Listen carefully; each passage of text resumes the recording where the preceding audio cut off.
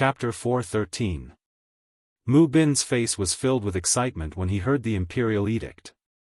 He knelt on the ground with his hands flat and shouted, "Long live the emperor! King of Shiping, please get up." After reading the imperial edict, Wang Ji put on a more enthusiastic expression and carefully helped Mu Bin, who was kneeling on the ground. "Thank you, Lord Wang," Mu Bin said carefully. "You're too polite, King of Shiping.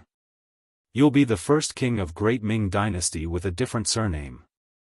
I'm afraid I'll need your help in many areas in the future," Wang Ji said deliberately. At the same time, he was also trying to be friendly. Mu Bin had the idea that one more friend meant one more path. Besides, he had to have an important official that he was on good terms with in Jianghu. Only then could information flow smoothly and make better and more correct decisions on certain matters. Now that he felt Wang Ji's enthusiasm, he replied politely, "You're too polite, Lord Wang. In fact, Marquis. I've always respected you, Lord Wang." Changing the title from Marquis to King meant that Mu Bin had accepted the title. Wang Ji, who was reading the imperial edict, could not help but heave a sigh of relief. He was worried that Mu Bin would not accept the imperial edict. If that was the case, it would be even more difficult to count on him to help in the Yunnan matter. Fortunately, Mu Bin accepted the edict gladly. Then, everything could be discussed. "Well said, well said. We'll help each other in the future." "Huh." Wang Ji smiled and took the opportunity to grab Mu Bin's arm. Then, the two of them looked at each other and smiled. Then, they burst out laughing. Their relationship became much closer in an instant with this smile. When they talked later, they had fewer scruples. Taking this opportunity, Wang Ji finally told Mu Bin about his edict, including some analysis of Mu Bin's situation. "King of Shiping, to tell you the truth, I'm the one who proposed to be conferred the title of king. The reason why I did this is because you didn't show much enthusiasm in the matter of Yunnan, which has already disappointed His Majesty." Wang Ji spoke in a sincere and heartfelt manner. He even intentionally sighed. "Ah. Things aren't like that. I do have some misgivings about the Yunnan matter, but overall, I still did my best." When Mu Bin heard that his actions had caused Ingzong to be dissatisfied, his face was filled with fear as he tried to explain himself. Looking at Mu Bin's reaction, Wang Ji laughed in his heart.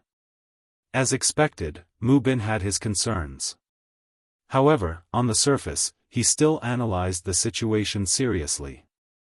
"King of Shiping, you don't have to say much. I can guess what you're worried about and who's behind it. Forgive me for saying something disrespectful, but you've made the wrong choice." "Wrong?" Mu Bin asked doubtfully. "Wrong? You are indeed wrong." Wang Ji nodded heavily. Ingzong has always been on the throne, and the one in the north is just borrowing the power of others to rise to power. However, in terms of methods and strength, although the age difference is not that big, the actual difference is too great. For example, there were many old officials in the north who were still contacting the emperor, expressing that they had no choice but to lower their heads due to the circumstances. Once the emperor could lead the army to the north one day, they would definitely support each other from afar to show their loyalty. The emperor has been preparing for this. If it weren't for the chaos in Yunnan and Guangdong, this matter would have been done by now. "Is there such a thing?" Mu Bin said as if this was the first time he heard about it. "Of course there is. To tell you the truth, those people who are secretly contacting the emperor are all people with great power and military power. If it's possible, I'm afraid that once the emperor starts a rebellion, the one in the north will be captured without putting up a fight. I'm afraid that there won't be many soldiers left. Think about it, the emperor has been the emperor in the north for more than 10 years. How could he not arrange for people to be there? The emperor's methods are not something that we can guess or see through." At this time, Wang Ji praised Zhu Qizhen with an unfathomable look. Hearing all this, Mu Bin couldn't help but nod. If what Wang Ji said was true, Ingzong's chances of winning were indeed higher. If that was the case, he would have to bet on it. Or rather, he should have a decision in his heart. What is a decision? When others have not made up their minds, you have already made up your mind and taken action. That is a decision. Otherwise, when the general trend is set, no matter what you do, it will be the icing on the cake. Now that Mu Bin was crowned as a prince with a different surname, he had already received practical benefits. If he didn't do anything, he was afraid that he would be laughed at by the world. At this moment, he made up his mind and said to Wang Ji, "Lord Wang, please rest assured. Please tell the emperor that this prince's sincerity has always been on this side. In a while, I will go and announce the general's camp and prepare to deal a heavy blow to the rebels in the territory and show the prestige of the great Ming Empire." Good. Seeing that Mu Bin had agreed so readily, Wang Ji was naturally excited. He laughed heartily and kept patting Mu Bin's arm. "Ping Shi Wang, your decisiveness really didn't disappoint people. It can be seen that you must be a person who can do great things. Your future is limitless. In the future, the Mu family will also have good fortune because of you. This prince is only loyal to the emperor. All this is what I should do." Since he made the final decision, Mu Bin's heart that had been wavering left and right was put down. At this moment, he only had one goal in his heart, and that was to be worthy of the emperor's trust. He would take the opportunity to stabilize the position of Ping Shi Wang and bring good fortune to the Mu family. Not long after, the army belonging to the Mu family moved. 100,000 troops were ready for battle, causing the entire Yunnan to be shaken. Everywhere was filled with murderous intent. Wang Ji's road was successful, but the other two roads were not so smooth. Although the envoys sent to the Miao family promised a lot of money, the opinions of the Miao family leaders were not unified. It was difficult to reach a conclusion in a short time. Although the envoys on the way to Jiaoji successfully met the old emperor of Jiaoji, King Li, in history, this person died, but for the sake of the story, he is still alive, still alive. Dear officials, please don't scold him as a prodigal son, thank you for your understanding. The other party seemed to be satisfied with the so-called marriage alliance, but they had different opinions on which princess to marry. According to Zhu Qixian's arrangement, this time, the other party was given the daughter of a foreign prince, who was temporarily conferred the title of princess. Although such a person also had the blood of the Zhu family, it was not very pure and her status was not very high. King Li was well aware of this point. Since he wanted to marry, he naturally hoped to find a princess with a pure bloodline and noble status to be his wife. Thus, he put forward his own request. That was, the marriage was fine, but he had to marry the third princess of the southern Ming Empire. The third princess of the southern Ming Empire was Zhu Qixian's younger sister. During her birthday, Yang Chendong had even arranged a program for her. Because of her status, she was very noble. Later on, after Zhu Qixian's army was defeated, although Daizong Zhu Qiyu tried to persuade her to stay, she still followed Zhu Qixian to Nanjing. Because of this, the matter of finding Fu Ma was delayed. Now, she was a girl waiting to be married. Since Li knew about this matter, it was natural for him to have such a request. The other party wanted to marry the third princess, so the envoy did not dare to make a decision. He only said that he would return to the capital of the southern Ming Empire and report to Daizong. As if to put pressure on the other party, Li clamored for the envoy to quickly reply. Otherwise, he was not sure if he would send troops again in a fit of anger and occupy the entire Yunnan. At that time, it would be hard to avoid hurting the relationship between the two sides. The envoy was so scared that he ran out of the Jiaoji army's camp in a panic. He took a detour and headed straight for Nanjing. However, what he and everyone else did not expect was that the Security Bureau had already made arrangements to deal with this envoy. Not long after the envoy entered the Jiaoji army's camp, the assassination attempt was carried out. The envoy was completely unprepared and was killed, along with the dozens of people who followed him. Envoys being killed, this kind of thing usually did not happen. As the saying goes, even if two armies were at war, they would not kill the envoys. It was precisely because of this fixed way of thinking that no one would expect such a thing to happen. As a result, the envoy was only discovered after he disappeared for a few days. At that moment, rumors started to spread. It was said that King Li had asked Ingzong for two women. One was the most noble and pure-blooded third princess, Princess Shangda, and the other was Zhu Qizhen's current wife, Empress Qian. It was also said that the old king preferred married women. This news was naturally spread by the Security Bureau on purpose. Because the envoy was already dead, the truth of the matter could no longer be investigated. Once such rumors were heard, the news immediately spread to the capital of Nanjing. One could imagine how angry Zhu Qizhen would be when he heard the news. Who knew how many tables he would overturn and how many things he would break because of this? The third Princess Shangda was already his flesh and blood. They had the same father and mother. How could such a biological sister marry an old man who was almost 60 years old? If he really did that, how could he face his ancestors after 100 years? Not to mention, the other party even said that he wanted his empress. This was a blatant slap to his face. If it were any other man, they would not be able to accept it. Although it was popular in some places to send women to do errands, especially in Japan, this kind of thing could be said to be common. However, Lady Qian was the empress of a country. Similarly, she represented the face of a country. If Zhu Qizhen really did that, he would not need to do anything else. The whole world would look down on him. Then, where would his imperial power be? Where would his dignity be? In his anger, Zhu Qizhen unleashed a thunderous rage in the imperial court. I order Governor Wang Lai of Huguang, Administrative Secretary Yang Xinmin of Yunnan, and Governor Tongji Dongxing to immediately mobilize the army and attack Jiaoji together with King Shiping. I want him to pay the price for his arrogance and ignorance. Pay the price. The emperor was furious. Immediately, a eunuch went down to pass down the decree.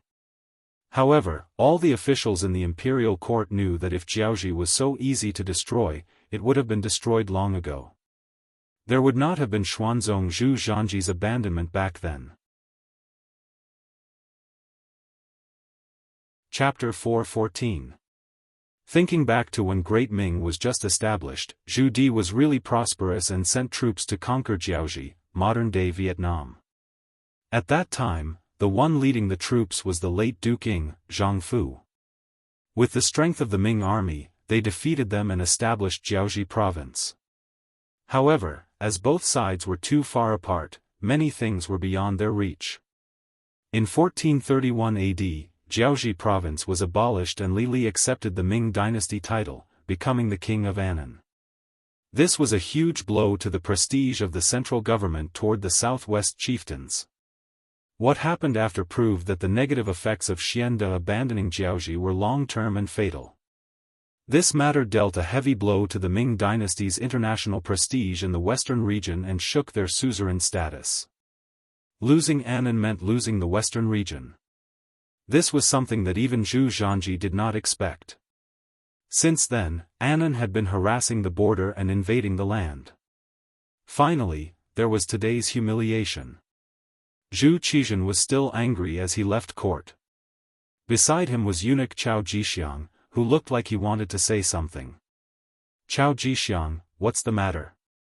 Noticing the change in Chao Jixiang, Zhu Qizhen stopped and asked with a frown. Even if I die 1,000 times, I will not say anything. However, I am afraid that I will make the emperor angry. When Chao Jixiang heard Zhu Qizhen's question, he knelt on the ground, his face filled with fear. As long as it is for the good of the country and for me, Chao Jixiang can just say it directly. I can forgive you. Zhu Qizhen had a good impression of this eunuch who seemed to be loyal and devoted to him. At least this eunuch was wholeheartedly loyal to him and did things wholeheartedly for him. He was much better than some officials who only knew how to fight for power and profit. He was also more reassuring. Hearing that he was not guilty, Chao Jixiang kowtowed to the ground and said, "Your Majesty, this subject believes that the Yunnan matter is not unsolvable. The reason why the progress of the various armies is slow and they have not achieved victory is because the generals at the front are afraid of the enemy. As they say, the emperor is far away and there is no one to supervise them. Is an imperial decree not enough for them to go all out? This subject requests to send an army supervisor to the front lines to put pressure on them. This way, it would be equivalent to His Majesty having an extra pair of eyes watching them.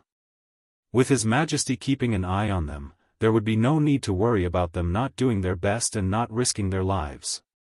Finally understanding the meaning of Chao Jixiang's words, Zhu Qizhen's brows furrowed deeply.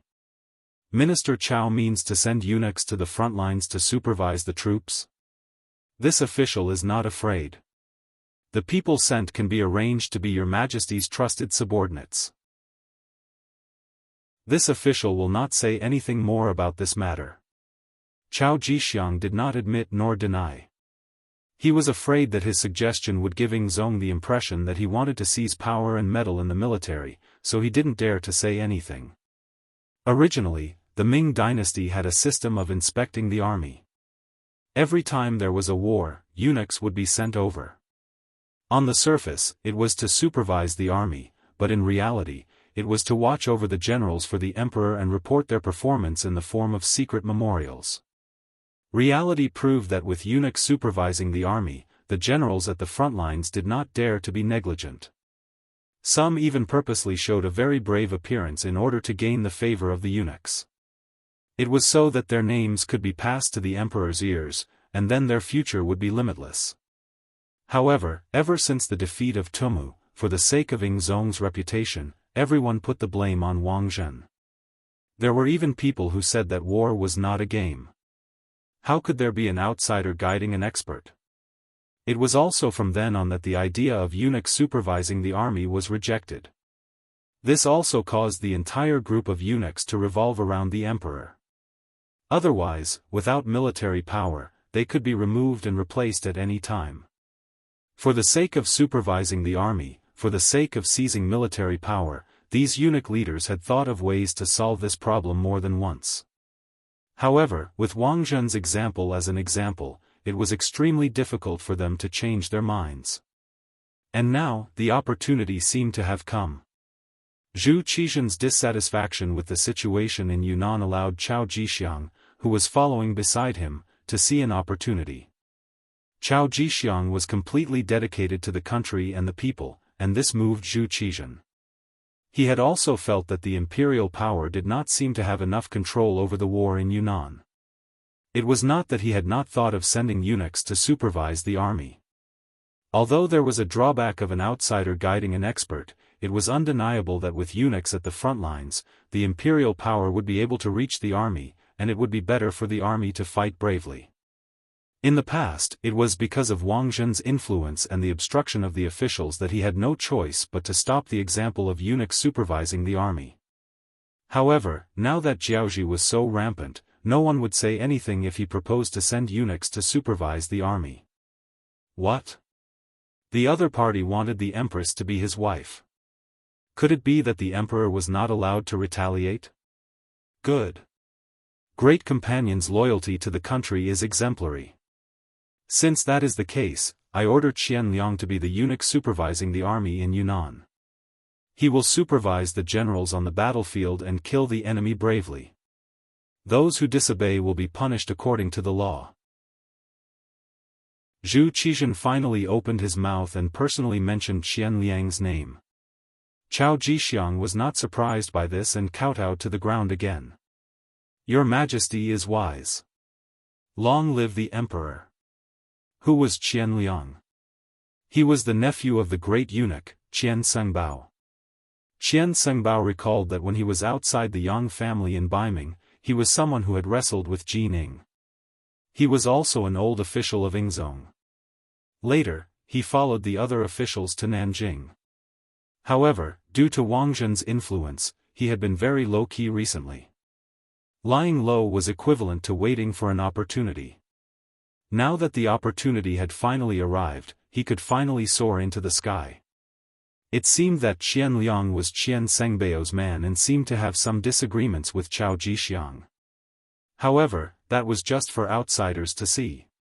In fact, since coming to Nanjing, these eunuchs had been unusually united. Perhaps they also knew that if they did not do this, they would not have a chance to stand out. Therefore, on the surface, they did not see eye to eye with each other, but their relationship was very good in secret. This time, Chao Jixiang made a suggestion. He had never thought of sending his own people to supervise the army. He only needed eunuchs to go and it was equivalent to achieving his goal. As for who the eunuchs were, it could be considered a close relationship with him. Zhu Qizhen's imperial edict was sent out. Qian Liang also led a group of genie guards out of the capital and went straight to Nanjing. This scene was seen by many of the officials, but this time, no one spoke out in opposition. If there was someone to blame, blame the king of Jiaoji for speaking too arrogantly. If there was someone to blame the eunuchs for choosing such a good opportunity to stand out. It was so good that the officials could not resist. In the Quang residence in the capital, Quang Yi, who had been ordered to recuperate at home, could not leave the residence or go to the court to meet the emperor. However, his position as the Minister of War did not change. There would be people who would immediately inform him of the big and small matters that happened in the court. When he learned that the emperor had sent eunuchs to supervise the army in Yunnan, Quang Yi sighed. Has the emperor already forgotten about Wang Zhen's future troubles? Does he not know that doing this will only make the situation worse? After the long sigh, Quang Yi could not help but think of Yang Chendong's appearance. After being the Minister of War for so many years, Quang Yi was someone who understood the military. The situation in Yunnan was complicated and chaotic.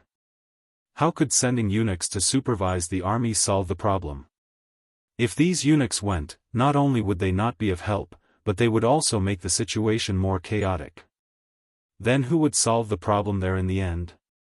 It seemed that it should be placed on Yang Chendong. As for how to deal with Yang Chendong, it was only after Quang Yi returned to his residence that the imperial court made the decision. It was like the birds were gone, and the bough was hidden. However, the problem was that there were still birds, and there were many of them. He did not understand why Emperor Yingzong was so anxious to hide Yang Chendong. However, now that it had become a reality, what he needed to do was to change the result, and not to find out the reason. Come, get the brush, paper, and inkstone. I want to write a letter to Guaning. Cheili, the temporary location of the Min prince's residence. Cheili was the Cheili Xianxia, located in the southeast suburb of Jinghong City, Yunnan. This was the place chosen by the Min prince before he announced his independence. Because of the complicated terrain and the fact that it was far from the central plains, it was chosen as the new place to rise. This was the place where the Min Zhuang was originally the king of foreign affairs. At this time, it was heavily guarded both inside and outside. Men with swords and spears could be seen everywhere to ensure that without the red flag, even a fly could not fly into the courtyard. However, in such a heavily guarded place, a young master in his 20s, wearing a soft gauze tang headscarf, wearing a purple embroidered robe, holding a white paper folding fan in his hand, with a slender body and a jade-like face. He walked gracefully, smiling before speaking, with an elegant and noble temperament, as if he was taking a stroll in a courtyard. From time to time, he would look around, as if he was looking for the beautiful scenery in the courtyard. All the guards acted as if they did not see this young master's appearance. No matter where his gaze fell, it was as if it was a matter of course. Young Master Yao, why did you come here? We have been looking for you for a long time. Two anxious maids came to the front of the young master, panting as they spoke, as if they were complaining about something. Thank you for your hard work. Is the princess looking for me? There was a faint smile on the young master's face. Just this smile alone gave people the feeling of being bathed in the spring breeze. Yes, the princess has prepared a new song. She is just waiting for young Master Yao to appreciate it together. The two maids kept nodding. After saying this, they pulled the young man's arms and walked straight to another courtyard. This young Master Yao still maintained a smile on his face and allowed the two girls to pull him. However, deep in the corner of his eyes, there was a faint killing intent. He was currently memorizing every scene in the courtyard, including how many guards there were, where they were distributed, and so on. Chapter 4:15. Young Master Yao's surname was Yao and his given name was Ingjun.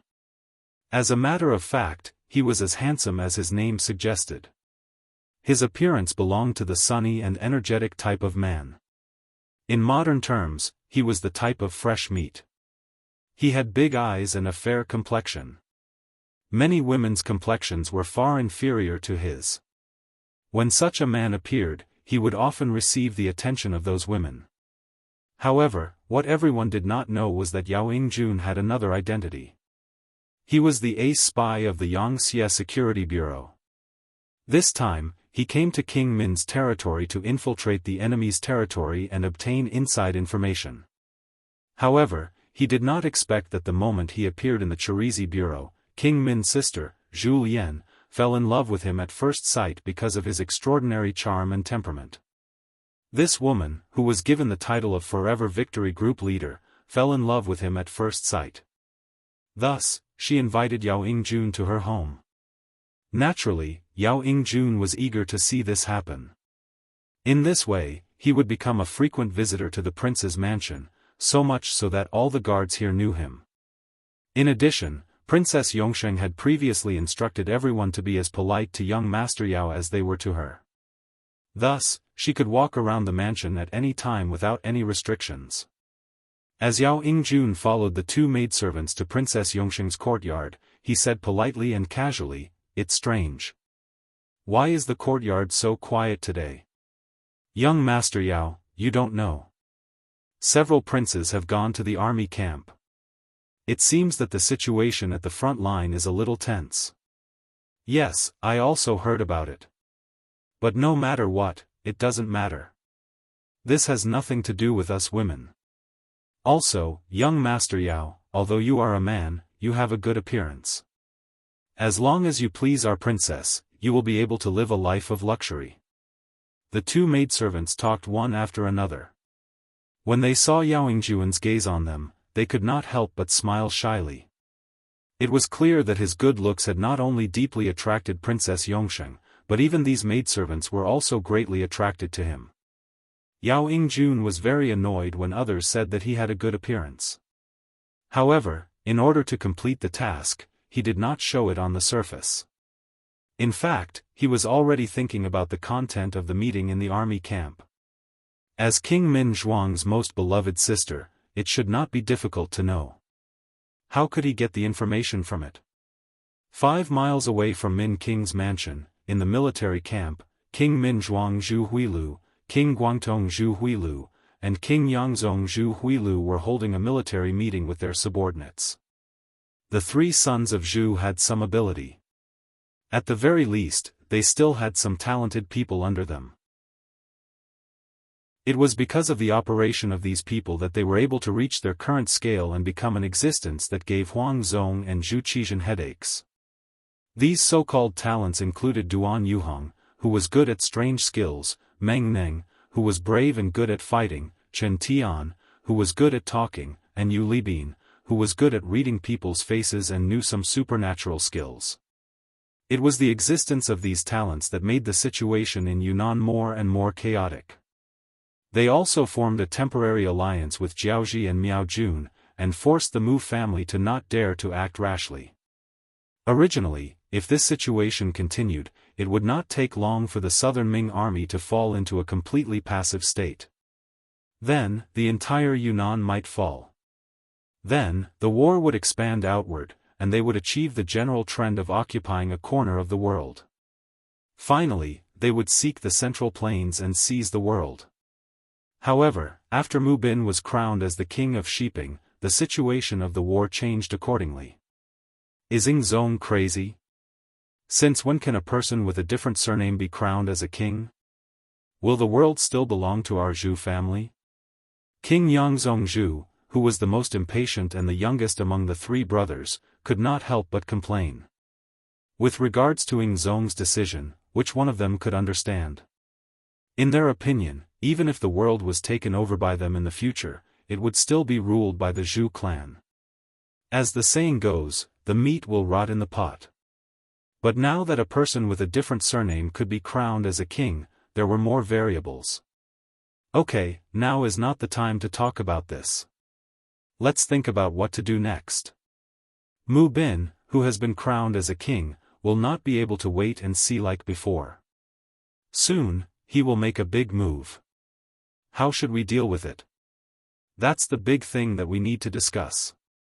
King Minzhuang Zhu, who was also the leader of the group, said at this moment. Then, his gaze fell on King Guangtong, Zhu Huihua, and said, "Second brother, you should tell us what to do next." Okay. Zhu Huichen nodded at Zhu Huichen, then glanced at the crowd and said slowly, Mu Bin has been conferred the title of King of Sheeping. Even if it's just for this title, he must be our enemy. Previously, we fantasized about joining forces with him and even promised to give him a share of the world. We must change our plans. Fortunately, the negotiations with Jiaoji fell apart. I don't know who helped us a lot, but they actually killed the envoy sent by Yingzong. When Zhu Huihua said this, everyone sneered. Obviously, everyone had the same opinion about this matter. That was, it should be King Lily of Jiaoji who sent people, but the other party did not admit it. In addition, they were allies now, so there was no need to ask the other party to admit anything. The Jiaoji kingdom will not retreat. Instead, they have been forced into a corner. Next, we can discuss how to deal with King Shiping's army together. I think it will be difficult for anyone to gain any advantage in a short time. As for how to deal with the army of the Southern Ming Dynasty, we still need to discuss a countermeasure. When Zhu Huihua said this, his gaze naturally fell on Duan Yuhong who was standing below. Duan Yuhong was famous for his strange skills in Yunnan. This person had foresight and considered the future. He had the talent of a military advisor. Now that Zhu Huihua was asking for his opinion, he stepped forward. Three princes, the army of the Southern Ming Dynasty is actually not difficult to deal with. When the three princes heard such confident words, they could not help but feel their eyes light up. They quietly waited for the next words to appear. Three princes, it was still difficult to deal with the army of the imperial court. They always shrank and did not advance. Even if we wanted to take advantage of them, it would be difficult. However, it is different now. The Southern Ming Emperor has sent a eunuch to supervise the army. This is our opportunity. As long as we can reveal a certain flaw, I think that even if the generals of the imperial court do not want to, the eunuch in charge of the army will force them to take action. As such, as long as the plan is right, it will not be difficult to severely injure them. If we have the support of the Miao family, perhaps the situation of the entire Yunnan can be settled after this battle. Duan Yuhong's face was full of smiles. It had to be said that his move from the military supervisor's body was a brilliant move. Good, ahaha. After Zhu Huihua heard this, he laughed loudly. Then this matter will be handed over to Duan Yuhong. Everyone else must give their full cooperation. As for persuading the Miao family to participate in the battle, it will be handed over to Chen Tian. There should be no problem. The eloquent Chen Tian nodded and said, "Three princes, please be at ease. This subject will do his best to facilitate this matter." Good. Next, we must work together. In the future, once we have success, everyone here will have merit in supporting the emperor. You will all be great meritorious officials. You will all be bestowed with titles and wives. After the matter was resolved, Zhu Huihua, who was in a good mood, laughed loudly in the hall. The situation of Yunnan became more and more clear after Yingzong was bestowed the title of prince. There was a clear change in the attitude of all sides. When all of this reached the ears of Yang Chendong, who was still training in the forest, he could not help but sigh. In that case, everything will be over soon. It won't be long before someone remembers us. At that time, we will see how we sweep the world. Saying such bold words was not only because of Yang Chendong's confidence in the Yang family army, but also because he saw the weakness of his opponent. Mutual distrust and serious internal friction. How could all of this be compared to the Yang faction, which was developing at a high speed and was united as one? War was more about the hearts of the people. Yang Chendong, who had grasped the heart of the people, had the weapon given to him by Datsang. What else could he be afraid of? As Yang Chendong waited, Shiping Wang Mubin made the first move. Different from the previous probing attacks, this time, Mubin personally led 30,000 vanguard troops and headed straight for Kelisai. However, halfway there, they were intercepted by the Jiaoji army and the army gathered by the three brothers of King Min. According to the previously discussed plan, Shiping Wang sent out his troops, followed by the southern Ming army in Yunnan. They were led by Dong Xing, who led 80,000 troops and headed straight for Kelisai. Perhaps it was because the king of Min's army had gone to stop the king of Shiping's army, so they made rapid progress. They had originally planned to take 7 days to reach the Cheli agency, but they had already covered 3/4 of the distance on the third day. Dong Xing, who led the troops, thought that King Min's army was not strong enough and underestimated the enemy. Coupled with the constant urging of the military supervisor, Qian Liang, out of pride, he did not care that the middle and rear troops were still on their way. He did not care about the drawbacks of lengthening the battle line and led 20,000 vanguard troops straight to Kelisai. However, just as they were about to reach Kelisai, 100,000 Miao troops suddenly appeared, together with 50,000 King Min's troops. With so many enemies appearing like landslides and tsunamis, they rushed into the army of the southern Ming Empire. It was as if a river had flooded the land, drowning the 20,000-strong army. Not only that, even the military governor, Dong Xing, was killed in the chaos.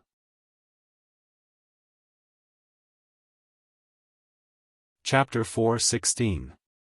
20,000 vanguards were destroyed, and what followed was a crushing defeat. Nearly half of the remaining 60,000 soldiers were killed or captured, and the other half of them had fled. Only Qian Liang, the supervisor of the army, returned to Guangnan Prefecture with 15,000 generals and barely survived the battle. When the news of the defeat of the southern Ming army reached King Mubin of Shiping, he hurriedly brought his army back to Yunnan Prefecture for fear of falling into a trap.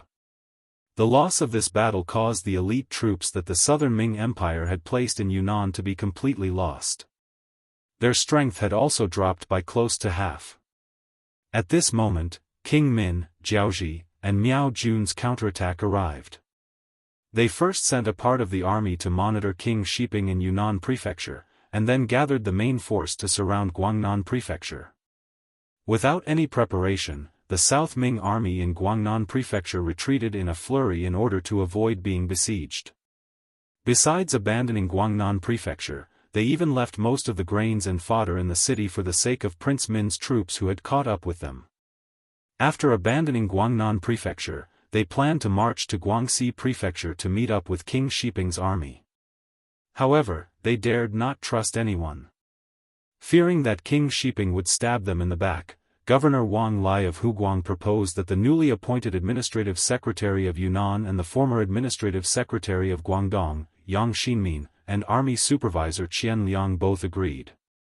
The army left Yunnan and headed toward Guangxi's Xicheng Prefecture. But who would have thought that without enough communication in advance, the Guangxi army was not prepared enough, causing the army to advance too slowly. Not long after the army entered Xicheng Prefecture, they found the king of Min's troops chasing from behind. After a night in Xicheng Province, the army continued to retreat to the east. They passed through Qingyuan Prefecture, Guilin Prefecture, Guangxi Prefecture, Shaozhou Prefecture in Guangdong, and finally arrived at Ganzhou Prefecture in Jiangxi Province.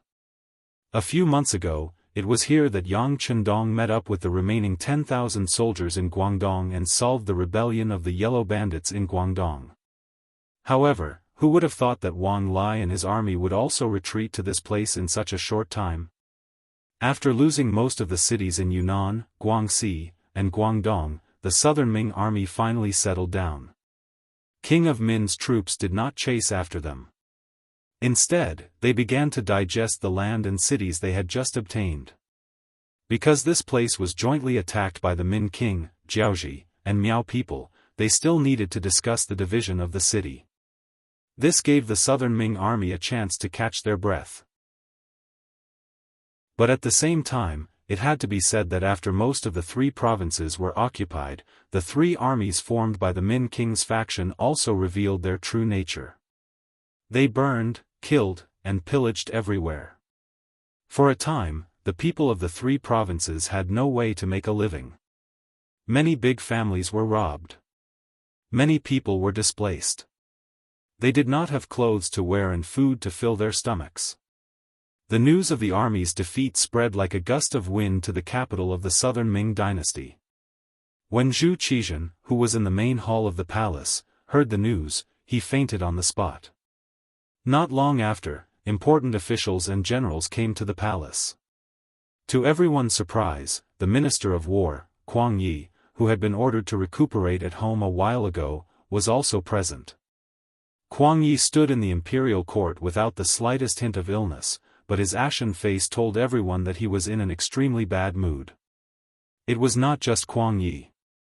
There was probably no one in the imperial court who was in a good mood. 1/3 of these officials were important officials in the capital of the northern Ming dynasty. They had come to Nanjing because they trusted Zhu Qizhen. They had originally thought that they would first establish the southern Ming dynasty with Yingzong. Then, after working hard, they would counterattack Baiming and unify the great Ming dynasty. At that time, they would all have the merit of supporting the emperor, and it would not be impossible for them to be recorded in the annals of history. Who would have thought that two seemingly insignificant civil conflicts in the south would lead to such a consequence? The southern Ming Empire had lost 3 provinces in a row. If it wasn't contained, it wouldn't be long before the entire southern Ming Empire would cease to exist. At that time, let alone returning to the capital, it would be hard to say whether or not they would be able to keep their lives. The sudden turn of events and the terrible situation left everyone speechless. The civil and military officials arrived one after another. Then, they all imitated Kuang Ye's gloomy expression, looking very unsightly. The officials were silent, which was a rare occurrence. The head eunuch, Chao Jixiang, broke the silence with his horsetail whisk. The moment he appeared, the commotion attracted everyone's attention. Chao Jixiang's expression was also not good. He first swept his gaze across the officials, and when he saw that everyone was present, he sighed in relief and said, "The emperor has decreed that Kuang Yi, Wang Zhuo, Chen Sun, Shao Xian, and Shang Lu are to wait in the inner hall." This official obeys. Kuang Yi and the other 4 hurriedly bowed and cupped their fists. Then, they followed behind Chao Jixiang and left the throne room. When the 5 of them left, the other officials looked at each other. For a moment, they did not know whether to leave or not. Some of the officials looked at the Minister of Rights, Lu De, and the Minister of Works, Jiang Yuan. Of the 6 ministers, only the 2 of them were left behind. It was inevitable that they would be looked at. In particular, the Minister of Rights, Lu De, left behind many doubtful gazes. Jiang Yuan was the Minister of Works. He could not play a big role in the war. At most, he could supervise the forging of weapons. However, it was said that he had already forged many usable weapons a while ago. They could be used by the army at any time. As a result, the effect he could play was very small. Lu De was different. He was the Minister of Rights. War was not as simple as fighting. There were more negotiations and public opinion. These were all done by the Ministry of Rights. But now, he was indeed left here. Thinking back to the fact that it was because of his advice that Minister Kuang Yi had to return home to recuperate, which led to the defeat of the war, everyone couldn't help but look at him with many more question marks. Lu De naturally felt this. He also knew that the emperor needed to find a scapegoat for the defeat of the frontline. Although it might not be him, the appropriate punishment was always needed. The fact that he did not wait for the emperor's arrival was a clear proof. However, even though he knew this, Lu De still stood there without showing the slightest trace of fear. He knew these courtiers too well. Once you were in power, you could say all kinds of sweet words, even mushy ones, out of your mouth. On the other hand, once you've lost your power, you'll be able to say all sorts of nasty things. In the main hall, Lu De, who was standing there, was suffering. Inside the hall, Zhu Qizhan, who had returned to normal, was sitting on the golden dragon throne. Apart from his face being a bit pale, there was nothing wrong with him. Seeing the 5 officials in front of him, Zhu Qizhan pointed at the table and said, "Dear officials, please sit down." "Thank you, Your Majesty. We are guilty, and we do not dare to sit." The 5 ministers looked at each other, shook their heads, and said that they were guilty. Often, the more polite the emperor was to you, the more it meant that it was not a good thing. They had seen this many times. Naturally, they did not dare to casually sit down. What are you guilty of? The guilty ones are the generals at the front lines. It has nothing to do with you. Sit down. Minister Kuang, you're the oldest here, and your health hasn't been good for a while, so you should take the lead and sit down. Oh right, is your body alright now? Zhu Qizhan tried his best to express his concern for Kuang Yi and the others. Thank you for your concern, Your Majesty. This official's body is fine. Kuang Yi said with a face full of gratitude. Good, good. It's good that you are fine. We cannot lack capable officials like you by our side. That's right, all of you should sit down. After a round of sentimentality, the other officials also looked for their seats and sat down one by one with expressions of gratitude on their faces. After everyone was seated, Zhu Qizhan let out a long sigh and said, "Dear officials, I'm sure you all know about the defeat of the front lines. It was all Wang Ji's rotten idea that caused us to make a mistake in our strategy. Also, the generals at the front lines were afraid of death, resulting in the current situation. We truly regret it." After a series of self-criticism, Zhu Qizhan shook his head with a look of regret. Then, he nodded to Cao Jixiang who was standing to the side. "Yes." Cao Jixiang hurriedly replied. He then took out the golden back of the imperial edict and read it aloud, "By the will of the heavens, Your Majesty, the left assistant minister of the Ministry of War, Wang Ji, retreated in fear of the enemy. He is to be immediately removed from his position and brought back to the capital to be imprisoned. The embroidered uniform guard, Qian Liang, is to be demoted to a baihu of the embroidered uniform guard. He is to be punished with half a year's salary. The governor of Huguang, Yang Xinmin, and the other officials are to be punished with a year's salary. They are to be demoted by half a rank and remain in the army." In the imperial edict, all the generals and officials of Yunnan were punished. This was especially true for Wang Ji.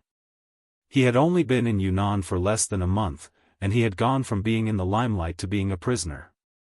The situation had changed so quickly that it made people sigh at the unpredictability of heaven's might and the difficulty of being an official.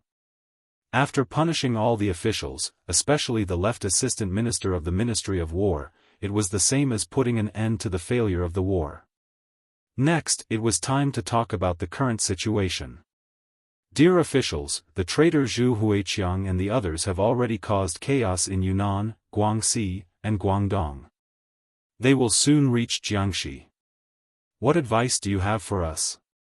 Zhu Qizhan's hopeful gaze fell on the 5 old officials.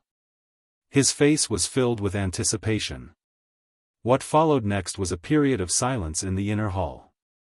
The Southern Ming Empire did not have a large army to begin with. Last time, when Kuang Yi was inspecting the guard stations, he discovered that there were some people who were not paid. As a result, the guards were not at full strength. At that time, the rough estimate was that there were less than 1 million people. Chapter 4:17. They had less than 1 million soldiers. Previously, they had used more than 300,000 soldiers in Yunnan. After several defeats, another 100,000 soldiers were added, but they were still defeated. Looking at it this way, even if the entire southern Ming Empire's army was gathered together, they would only have about 500,000 soldiers or even less. These people still needed to guard many cities and prefectures, so it was impossible to mobilize all of them. Otherwise, not only Yunnan, Guangxi, and Guangdong, but other places would also riot due to the absence of the military presence. Without a weapon to use, it was like a clever housewife couldn't cook a meal without rice. No matter who it was, it would be difficult to solve the problem in a short period of time. Of course, it could not be solved now, but it did not mean that it could not be solved in the future. For example, they could recruit soldiers again. After the rule of Ren Xuanji, the population of the Great Ming Empire was still large. It was not difficult to recruit 1 million soldiers under the command of Ren Xuanji. The difficult thing was that they did not have the time. It took time to recruit soldiers, and so did training. If they really recruited 1 million soldiers, it would take at least 2 years to perfect it. It would take such a long time. Would the king of Min's people give it to them? What if they killed their way over during this time?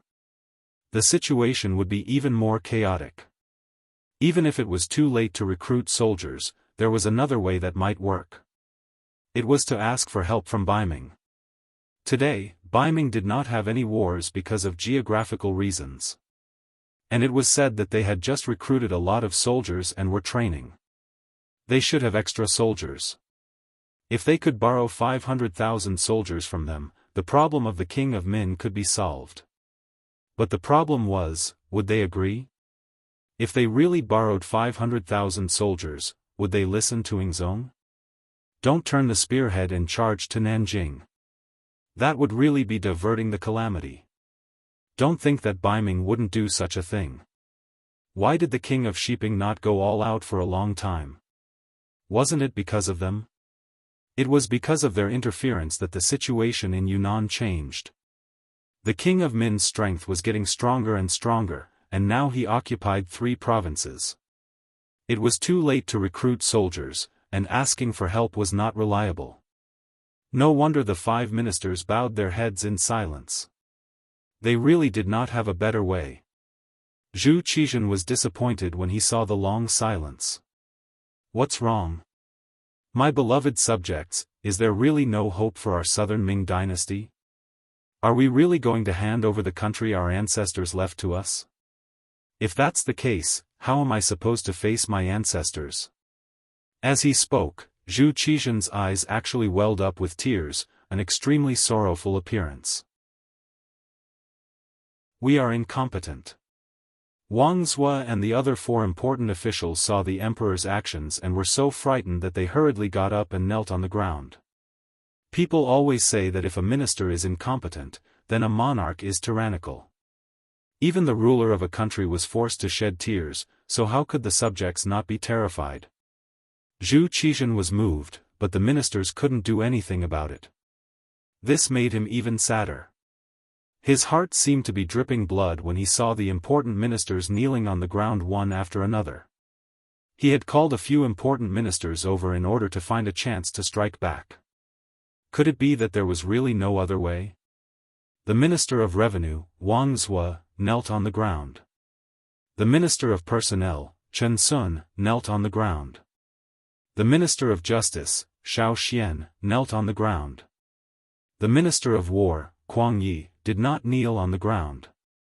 Zhu Qizhen thought his eyes were playing tricks on him, but when he looked again and saw that Kuang Yi was not kneeling on the ground, his eyes lit up.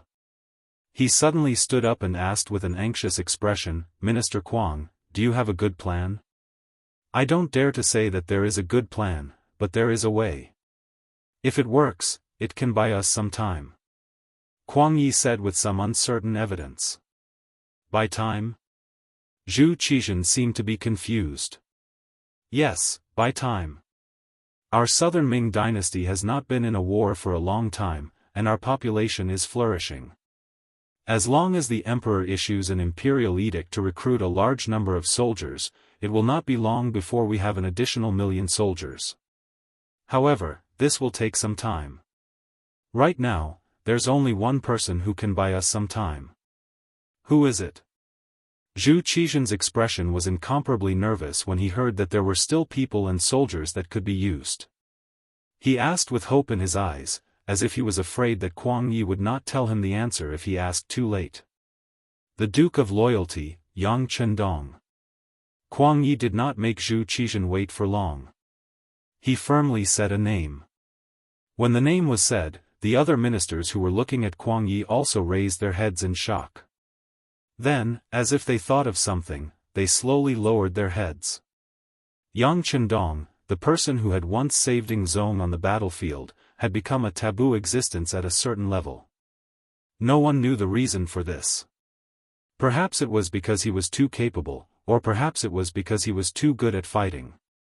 However, such a person did not completely submit to the emperor. It was no wonder that everyone avoided talking about him. As a result, when Yang Chendong took action to deal with the Huang bandit army in Guangdong, no one in the imperial court was willing to speak up for him. It was as if everyone had a tacit understanding and did not ask about this person. This was like getting rid of a donkey after it had outlived its usefulness. Now that he had encountered another big problem, someone had actually mentioned Yang Chendong. If he were to use him at this time, would he accept it? Would he agree? These were naturally the thoughts of the ministers. This matter was in Zhu Qizhan's heart, but he had more considerations. He knew about Su Maner's matter. Although he did not appear from the beginning to the end, he had already tacitly approved of Commander Menda's actions. This could not be denied. In other words, he also had thoughts of killing Yang Chendong. There was no familial love in the eyes of the imperial family. This was something that everyone knew. However, the actual situation was not only that there was no kinship, but also that it was difficult for gratitude to exist. Since ancient times, how many officials had saved the emperor's life, but in the end, how many of them had a good ending? As the saying went, it was fine to share weal and woe, but it was hard to say if one could share joy. Even if Yang Chendong had saved Ding Zong's life, even if he had contributed greatly to the South Ming Empire, just based on the fact that he was good at fighting but was unable to become a loyal minister, there was no room for discussion about killing him. Under various circumstances, Zhu Qizhan tacitly approved of Commander Menda's actions. Moreover, he had received a secret report from the embroidered uniform guard saying that Su Maner had succeeded. Yang Chendong had been staying in the military camp, using the excuse of recuperating, and so on. When he heard this news, Zhu Qizhan could not help but feel a trace of sympathy in his heart. However, after a while, he forgot about this matter. Perhaps in his eyes, saving his life was not important. What was important was his throne and whether or not he could inherit the country left behind by his ancestors. It was because he had already sentenced Yang Chendong to death in his heart that this person had long disappeared from his mind. Thus, when the situation was critical, he did not think of this person. Now that he heard Kuang Ye's reminder, doubt appeared in his heart. Could it be that Yang Chendong was not dead? If he was not dead, he could make good use of it now. Beloved official Kuang, where is he now? After Zhu Qizhan's thoughts returned to normal, he asked with hope. Replying to your majesty, the Duke of Zhongdan is currently outside Gaozhou Prefecture in Guangdong. I heard that he is sick and is currently recuperating. Over there, my Ministry of War's Guaning, embroidered uniform guard steward Wei Guang, and Guangdong Guards Commander General Ma Wei are all there. Kuang Yi replied in a low voice and gave a simple description of the situation over there. As for why those people were there, the emperor should be very clear about it. Oh. Zhen remembers now. Zhu Qizhan suddenly understood and nodded his head. He thought of the secret report from the genie guard a while ago. It said that Wei Guang was thinking of ways to persuade the mercenaries to work for him. At that time, he also thought that this was a good idea. The Great Ming Empire was vast and abundant in resources. What good things did it not have? As long as he was sincere enough, it was not impossible to keep those mercenaries who could fight for him. However, he did not receive any secret reports in such a long time. It seemed that the progress of the matter was not smooth. If it was not smooth, then it was good. If it was not smooth, then there was a possibility of Yang Chendong sending troops to quell the rebellion. Otherwise, if he really accepted the mercenaries, it would be equivalent to falling out with them. Zhu Qizhen quickly made a decision in his heart.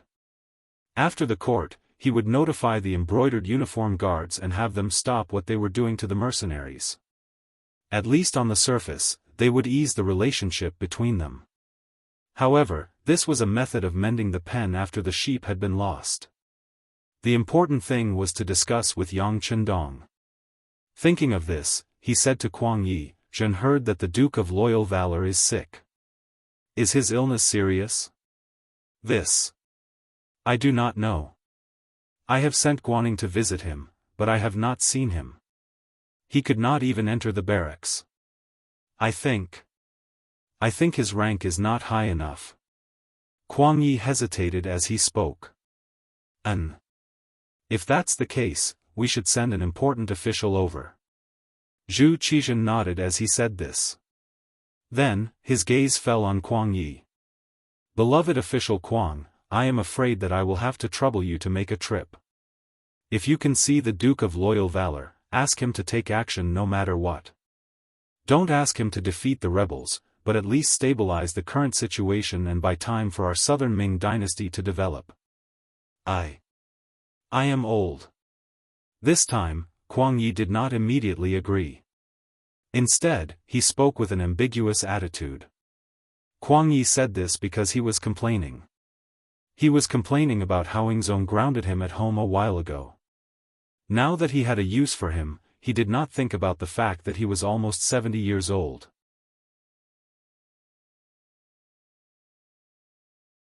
Chapter 4:18. When the word old was mentioned, one could see that Ingzong's face instantly turned green. "Ahem, how can Minister Kuang say that? Your body is healthy, so I think it's good. Didn't you tell me to rest at home a while ago? You should be fine now." I'm still not feeling well. Moreover, Gaozhou Prefecture is very far from Nanjing. I can't guarantee that I can get there quickly."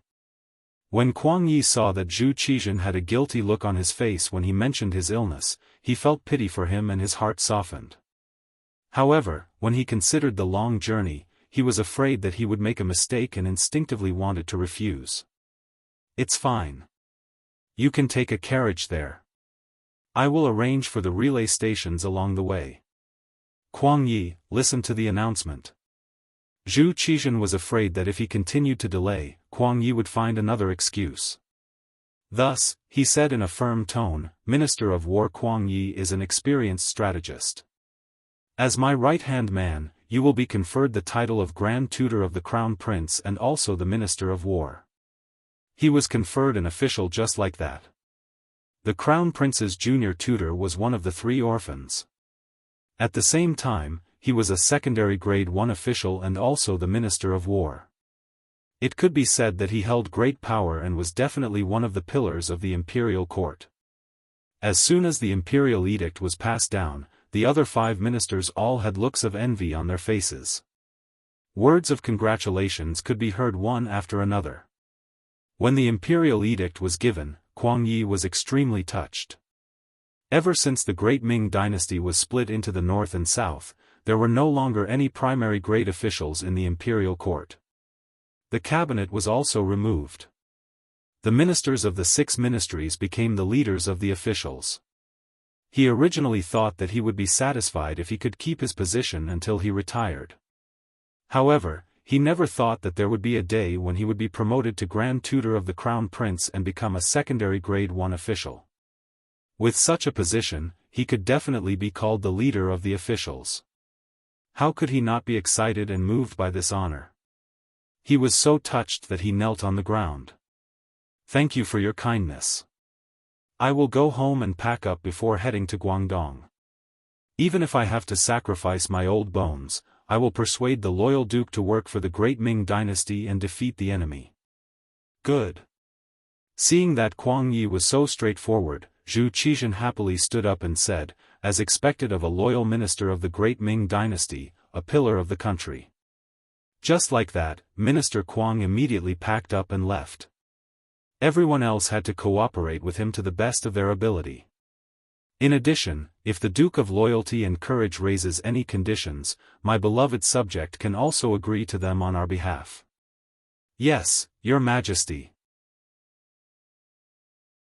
With Zhu Qizhan's words, Kuang Ye's heart was filled with confidence. He had more confidence in the Guangdong trip.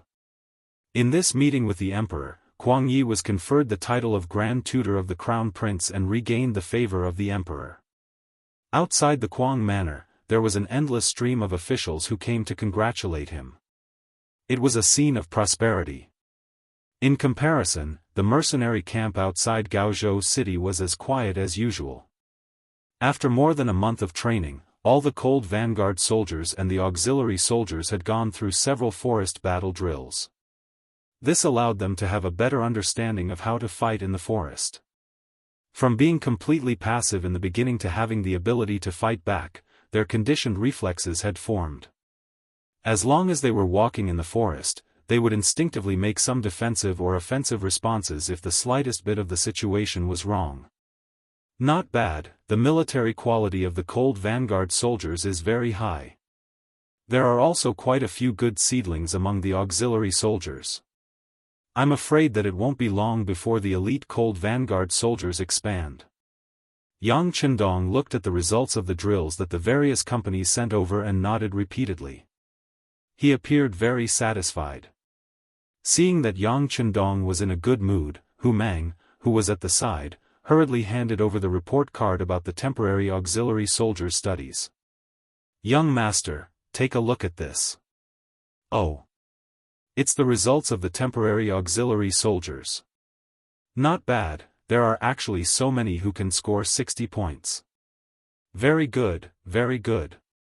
Looking at the results, although the knowledge tested was only for the second grade of elementary school, it was already very difficult to score a passing score. This at least meant that the literacy class was successful.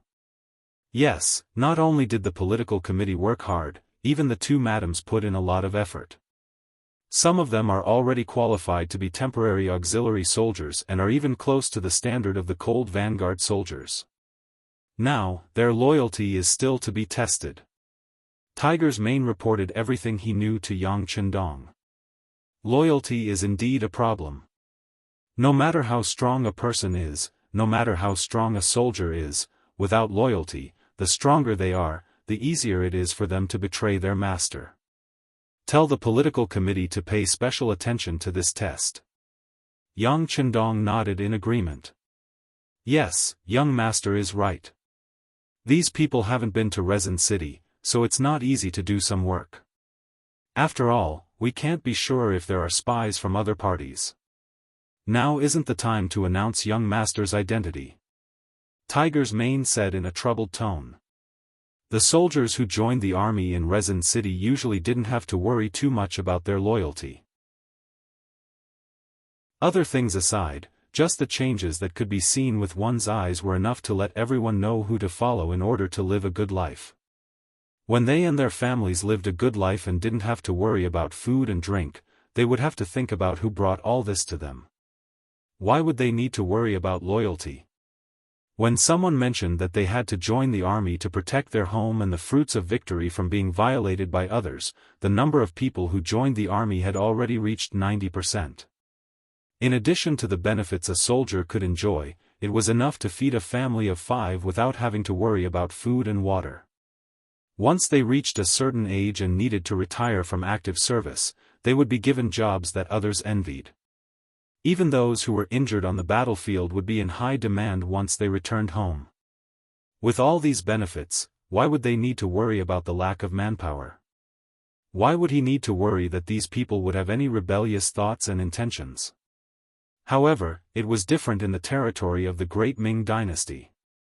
There were some people whose backgrounds weren't even clear. Even if one tried to brainwash these people, they wouldn't be able to meet the best requirements. If they were allowed to understand too much about these people, they would be exposed even more. If Yang Chendong's identity was exposed because of this, wouldn't there be a huge problem? At the very least, the safety of his family in the capital became the most important thing to worry about. We still need to seriously investigate their backgrounds. For those who we can't be completely sure of, we can consider persuading them to leave the ranks of temporary auxiliary soldiers. In short, if there is a trace of uncertainty, we can't use them, let alone use them. Yang Chendong nodded. How could he not know what the consequences would be if his current identity was exposed? At that time, even if he didn't rebel, others would say that he had rebelled. Why didn't he just become a subject of the Great Ming Dynasty? Why did he suddenly raise so many soldiers? If he really became a Sima Zhao, everyone would know about it. However, many times, what one feared would happen. Just as Yang Chendong and Tiger's Mane were discussing the loyalty of the temporary auxiliary soldiers, the deputy director of the security bureau, Yang San, hurriedly came looking for them. Panting, Yang San's appearance gave Yang Chendong a very bad feeling. Normally, Yang San's physical fitness was not bad. Under normal circumstances, even if he ran 10 kilometers, he would not be so out of breath. However, now that he was acting like this, it could only mean one thing. Something big must have happened. Young master, things are not good. One of our auxiliary soldiers has been captured. As expected, just as Yang San steadied himself, a very bad news came out of his mouth. What exactly happened? Yang Chendong asked with an unfriendly expression. It's like this. Yang San then gave a short report of what had happened. The person who was captured was called Lu Jian. He was a platoon leader in the auxiliary battalion who had just been promoted not long ago. He was a soldier from Mount Qishan on Ryukyu Island. His family had been in Mount Qishan for generations, so his background was very clean. In addition, he was very motivated and learned everything quickly. It didn't take long for him to become the squad leader of the auxiliary battalion. A while ago, because of his good performance, he was promoted to platoon leader of the auxiliary battalion. Under normal circumstances, those who could become platoon leader of the auxiliary battalion were qualified to enter the cold front. All they lacked was an opportunity to be tested. This time, during the training of the auxiliary battalion in the jungle battle, Lu Jian's performance was very outstanding. After the training results reached the standard, the battalion commander gave everyone a day off and allowed them to enter the nearby Gaozhou prefecture for a stroll. Lu Jian also took a day off and entered the city with his 5 comrades. This was also one of the military rules.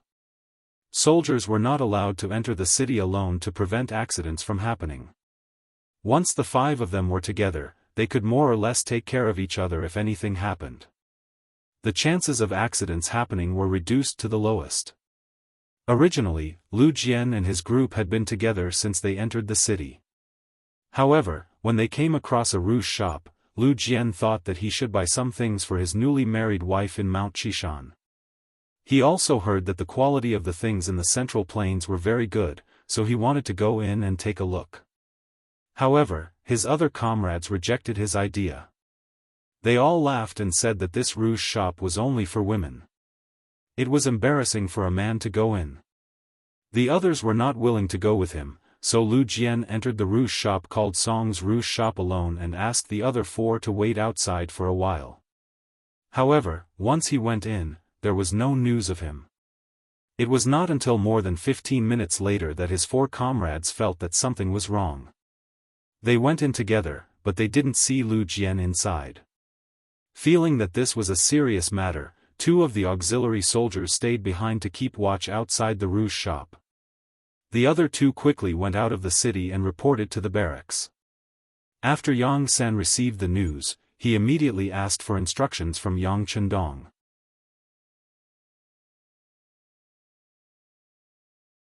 Chapter 419. Young Master, Platoon Leader Lu Jian is an auxiliary soldier who joined from Qishan. He knows a lot of things. If anything happens to him, I'm afraid the consequences will be unthinkable. After Yang San finished speaking, he reminded him softly. Tiger's Mane's expression was also nervous, as if he was afraid that Yang Chendong didn't understand. He added, Young Master, to be able to become a platoon leader of an auxiliary soldier, he basically knows your true identity. I know. Yang Chendong nodded heavily. But you shouldn't underestimate our soldiers. Since he can become a platoon leader, I'm sure that soldier Lu Jian is a person with a strong will. We must all have confidence. Of course, just in case, they had to find the person, and the sooner the better. How about this, let's enter the city and see who has the guts to capture our people. After he finished speaking, Yang Chendong's eyes were already spitting out cold flames of anger. It could be seen that he was really angry this time. This wasn't as simple as capturing his people. The person behind the scenes probably wanted to know the true strength of the mercenaries. Young Master, tell others that you're sick. When Tiger's Mane heard that Yang Chendong was going to personally go, he said worriedly, besides, to find someone, Young Master doesn't need to do it himself. I can go. You can't, at least not now. Yang Chendong shook his head decisively. It wasn't that he didn't trust Tiger's Mane, but Tiger's Mane's identity to the outside world was only his own servant. He didn't have any official position. If he went like this, it would be very inconvenient. He wasn't. Even if he didn't have the identity of an imperial envoy, he was still a loyal duke of the great Ming dynasty. Even if this title was given by Dai Zong and some people in the southern Ming dynasty didn't recognize it, he still had the identity of a loyal duke. As for telling others that he was sick, it was very simple. He just had to appear weak. It was also a good opportunity to see how those who wanted to harm him would react when they saw him like this. After Yang Chendong made up his mind, Tiger's Man and Yang San knew that they couldn't stop him, so they quickly went to prepare. Since they even dared to capture auxiliary soldiers, they had to be prepared to fall out with them at any time. This time, they couldn't bring fewer soldiers into the city. Gaozhou Prefecture. There was an inconspicuous courtyard in the city. Broken walls could be seen everywhere, reminding people that this place had experienced a war not long ago. Courtyards like this could be seen everywhere in the city. After the Huang bandit army raided Gaozhou Prefecture twice, this place had long been emptied out. No one knew where the original owner had gone. This ownerless courtyard had now become the place where the embroidered uniform guards worked. Before this, Wei Guang had arranged for people to dig a cellar here. Thus, Lu Jian's kidnapping wasn't a coincidence. It was premeditated. It was just that his luck wasn't good and he just happened to be the target and kidnapped. In the courtyard, Wei Guang stood there in his embroidered guard uniform. Beside him was a subordinate who wasn't very tall. At this moment, he was explaining something with a bitter face. You didn't say anything? Didn't we allow you to use your methods? Wei Guang's brows furrowed and he seemed very displeased. Boss, this brat's skin is rough and his flesh is thick. He's very tight-lipped. If we didn't discover him in time, he would have bitten his tongue and killed himself. I think we should slow down and not be too hasty. When the short brat explained this, a trace of envy appeared on his face. Biting his tongue and killing himself? What a tough guy. Wei Guang was also shocked by this news. He sucked in a breath of cold air and said, Lucy, keep an eye on this person. If we really need to slow down, think of a way to send him out of the city. You have to know that he's a mercenary. Once someone finds out that he was captured by us, I'm afraid we'll all have to bear the consequences. Boss, it can't be. We're the embroidered uniform guards. We don't need a reason to capture people. Even if they find out, what can they do to us? Lu Xi's face was full of disbelief. Maybe they can't do anything to us. Or maybe they won't even care about losing a person. But no matter what, we still need to be prepared. How about this, you go and arrange it. Try your best to send him out of the city and find a safer place. Wei Guang didn't know why, but his right eye suddenly twitched twice. When he spoke these words, he was especially careful. Boss, there's urgent news. Another embroidered uniform guard quickly ran into the courtyard. What's the rush? Where's the steadiness I usually tell you to be? When Wei Guang saw that his subordinates didn't have any discernment and were so rash, a fierce look flashed across his face. Boss, the mercenaries have entered the city. I heard that the Duke of Loyalty has also entered the city. The embroidered uniform guard ignored Wei Guang's displeased look and told him the news he just received in one breath. What? Wei Guang, who was pretending to be absent-minded, suddenly froze when he heard this sentence. Then, as if he remembered something, he grabbed the collar of his subordinate and said, "What did you just say? Repeat it again." With his collar grabbed, the embroidered uniform guard found it difficult to breathe. At this moment, he didn't dare to resist. Instead, he forcefully repeated, "The mercenaries have entered the city. Looking at their grandiose appearance, I'm afraid there are no less than 2,000 of them. Among them, there's also a very luxurious carriage. I heard from others that it's the Duke of Loyalty's personal carriage." Bastard, how could this be? With a sudden force, Wei Guang let go of the embroidered uniform guard's big hand.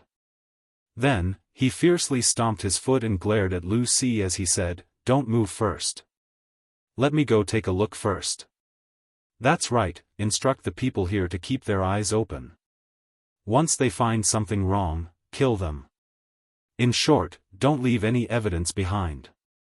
Seeing that Wei Guang was so anxious, Lu Xi didn't dare to be negligent and immediately nodded. "Boss, don't worry. Once something goes wrong, we'll kill them to silence them.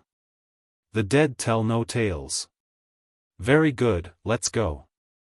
Seeing that his subordinates understood his meaning, Wei Guang didn't want to stay here any longer. With a wave of his hand, he left the courtyard with nearly 30 embroidered uniform guards. However, what he didn't know was that his every move was being watched by someone. On the roof of a courtyard that was almost a street away, someone was using a high-powered telescope to see everything that was happening. The most frightening thing was that the person who was observing could read lips. In other words, the conversation between Wei Guang and Lu Xi was also clearly heard by someone else. Young master is really amazing. He actually thought that it might be the embroidered uniform guards and arranged for us to follow Sir Qianshi. Hehe, now that we know that Lu Jian is here, it's easy to handle. Tai Hu put down the high-powered telescope in his hand and revealed a fierce face. The captain of the Wolf Fang Special Forces, Tai Hu, was the one who could read lips and had been observing everything that was happening in the courtyard.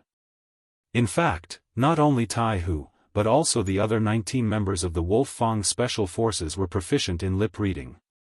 This was also the special requirement that Yang Chendong had for them.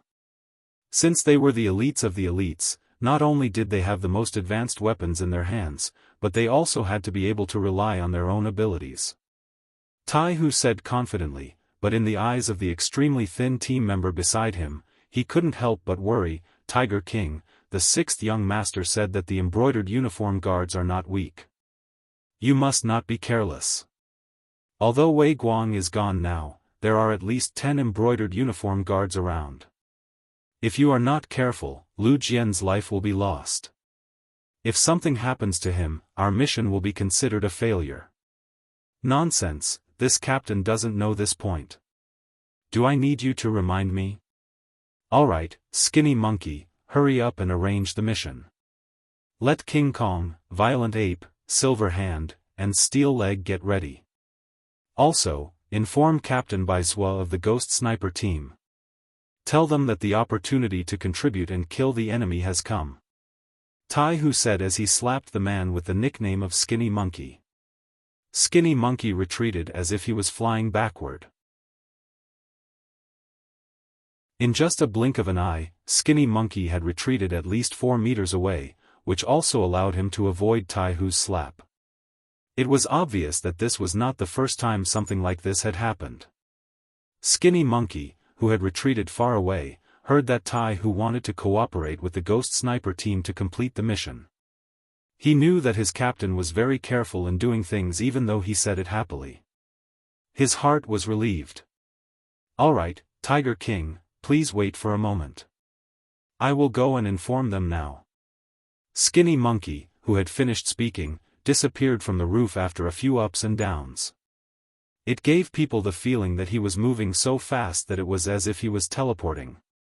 Gaozhou Prefecture Government Compound. This place was completely surrounded by the mercenaries. Among them, there were a few Ming soldiers who were unwilling to submit and wanted to resist. Following that, they were showered with blows from the mercenaries. They thought that they were strong, but when faced with the angry elite Ling Feng, they were no different from children facing adults. "What are you doing? What are you doing? Are you trying to rebel?" The sudden attack caught the Ming army off guard. A few of the centurions of the Ming army shouted aggressively, wanting to use their power to suppress the enemy. Bang bang bang bang. What greeted this voice was a few powerful fists. The centurions who were shouting just now were soon swollen like pigs. Even when they spoke, their voices were no longer as clear and precise. "What's going on? Everyone stop." The commotion here quickly attracted the attention of others. Following that, a loud shout was heard. General Yu Guang, who was fully clad in armor, appeared. When he saw that the people who were beaten up were all his subordinates, even the whiskers on his lips could not help but tremble a few times. Who was the one who attacked just now? Who was it?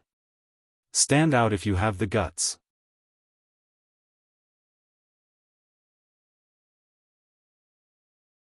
Chapter 420. It's me. What do you want? Luo Pe, the commander of the 2nd Regiment of the Ling Feng Army, walked out of the crowd with the rank of colonel. He looked at Yu Guang with a mocking expression. "Commander Luo?" Yu Guang groaned in his heart when he recognized the person. From what he knew, this person was the leader of the mercenary army. Since he had stepped forward, the situation must be very bad, right?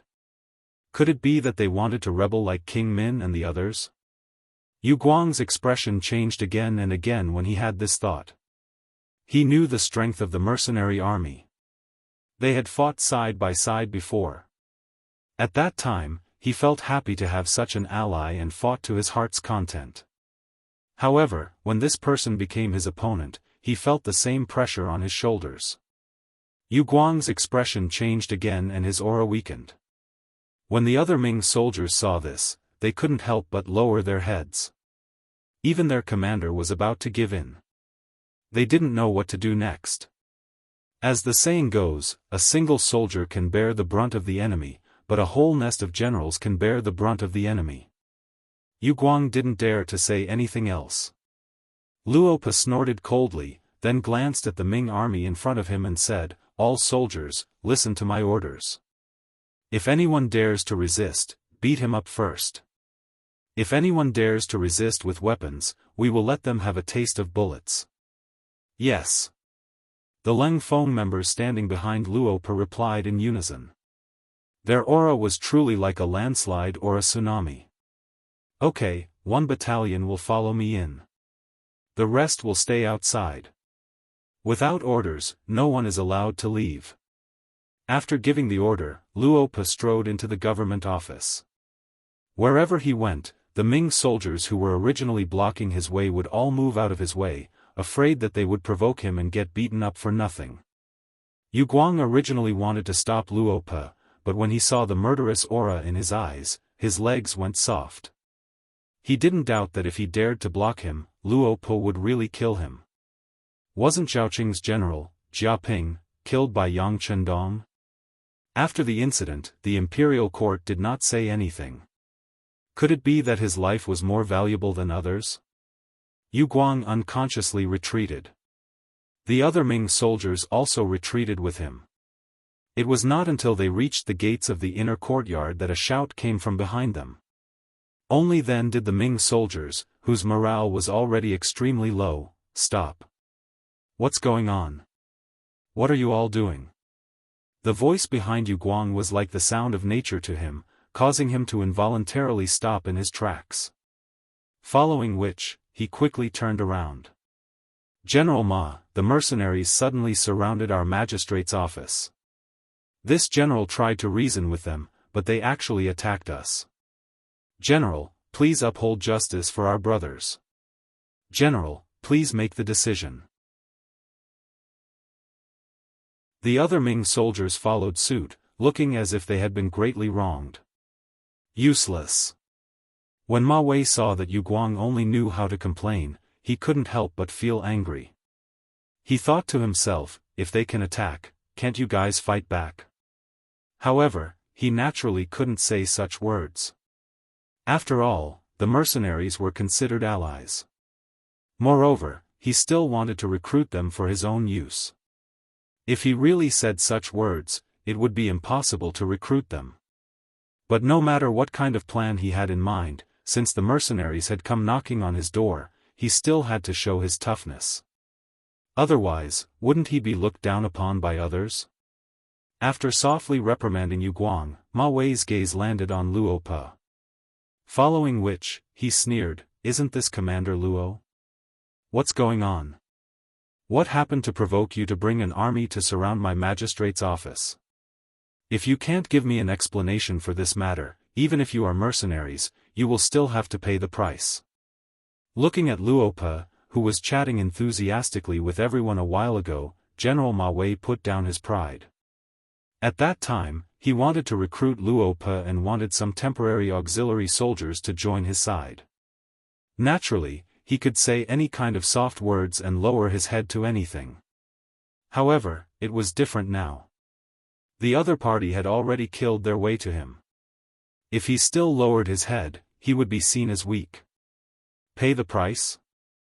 I think you are the ones who have to pay the price. Facing Ma Wei, who was about to flip out, Luo Pe didn't have the slightest bit of fear. He still had his head held high. What? Do you really think you are invincible? Please remember, this is the Southern Ming Empire's territory. How can you be so arrogant in our territory? Men, surround them. Ma Wei saw that Luo Pe still didn't give up even after he had stepped forward. He immediately became angry. No matter what, he was still a general of the Guangdong Guards, a dignified third-grade military general. Since he didn't give him any face, so what if he fought to the death? Lord Guan and Wei Guang have arrived. Just when Luo Pe was about to retaliate and the soldiers on both sides were about to go to war, a shout came from outside the door. Then, Guaning and Wei Guang each brought a few subordinates into the courtyard. You came at the right time. The arrival of these two people made Ma Wei sigh in relief. Just now, he was the only one who had to maintain the situation. Now that these two people were here, there was someone to discuss what to do. Most importantly, if something happened, there would be someone to take the blame. You came at the right time. To Ma Wei's surprise, Luo Pe wasn't afraid when he saw the arrival of these two people. Instead, he looked very happy. He even waved his hand and let Ling Feng, who was guarding here, open a path for the two people to lead the soldiers into the courtyard. Guaning and Wei Guang, one was an official of the Ministry of War and the other was a Guang of the Brocade Guards. They didn't usually stay in the government office. They came after receiving the news. As the two walked into the courtyard, they frowned and looked at their surroundings with a puzzled expression. What is going on? Commander Luo is also here? I don't know if you can give a reasonable explanation. Even if we treat the mercenaries as friends and allies, you can't do things that hurt each other's feelings for no reason. Guaning was still calm and wasn't very angry. Instead, he narrowed his eyes and asked. No one knew what he was thinking. Guaning was very clear about the combat strength of the mercenaries. There were only 1,000 Ming soldiers in Gaozhou.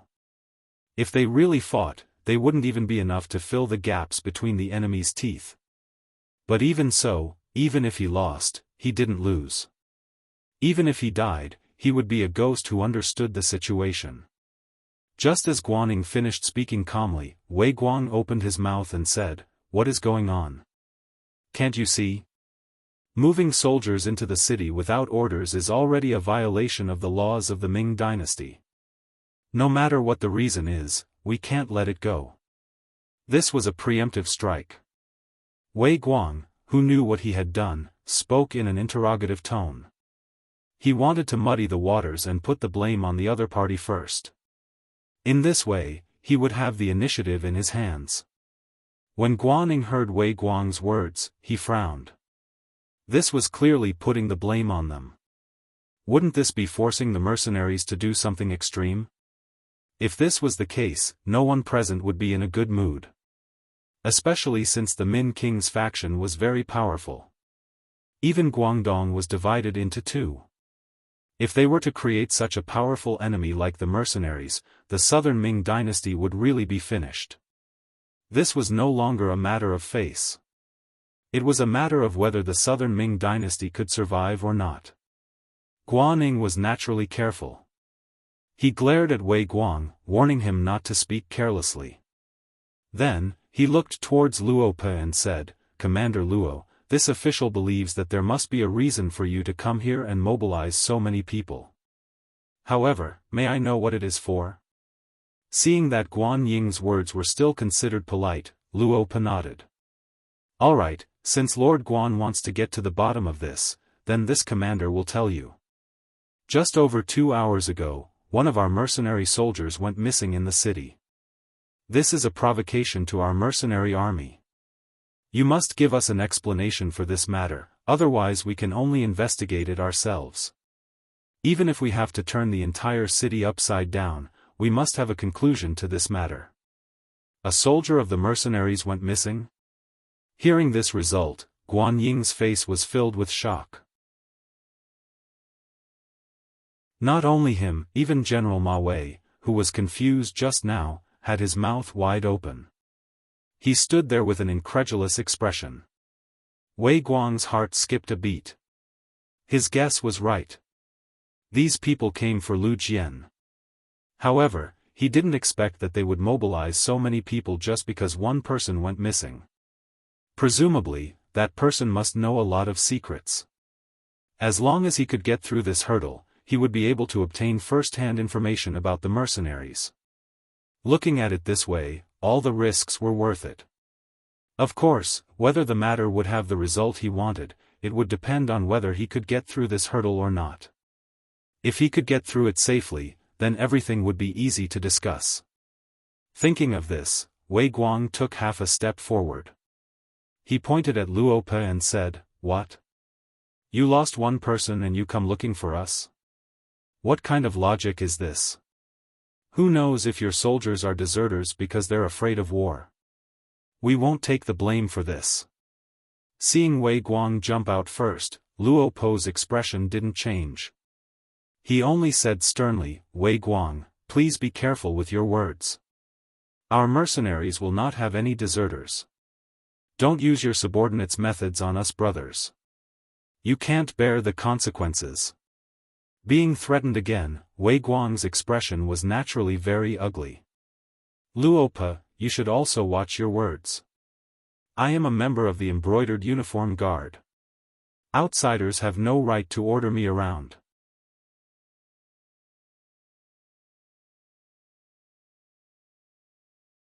Chapter 421. Everyone, please don't get angry. Guan Yingyan saw that Wei Guang's tone was not friendly. He was afraid that if this continued, the two sides would fight before the matter was cleared up. If that happened, the truth would never be revealed. Therefore, he stood up and wanted to be a peacemaker. Commander Luo, Wei Guang's attitude may not be very good, but what he said is the truth. You want to search the entire city for one missing person. Isn't this too much?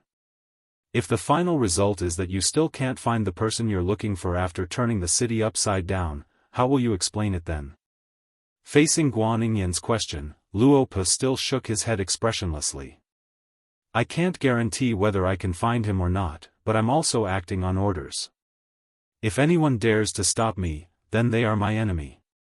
It's that simple, so I hope you can make it easy. Acting on orders. The moment these 4 words were said, Guan Yingyan, Ma Wei, and Wei Guang's expressions all changed dramatically. Who was Luo Pa? He was the commander of the mercenary army, the most elite commander of the Cold Front. It could be said that he was the highest officer of this mercenary army. If even he had to say that he was acting on orders, then the answer to whose orders he was acting on seemed to be right in front of them. Zhong Deng Duke is here? Guan Yingyan asked as he took a deep breath in his heart. Yes, he's here. Zhong Deng Duke, please. Luo Pa nodded. His task was originally to surround the 3 lords and the many Ming soldiers here.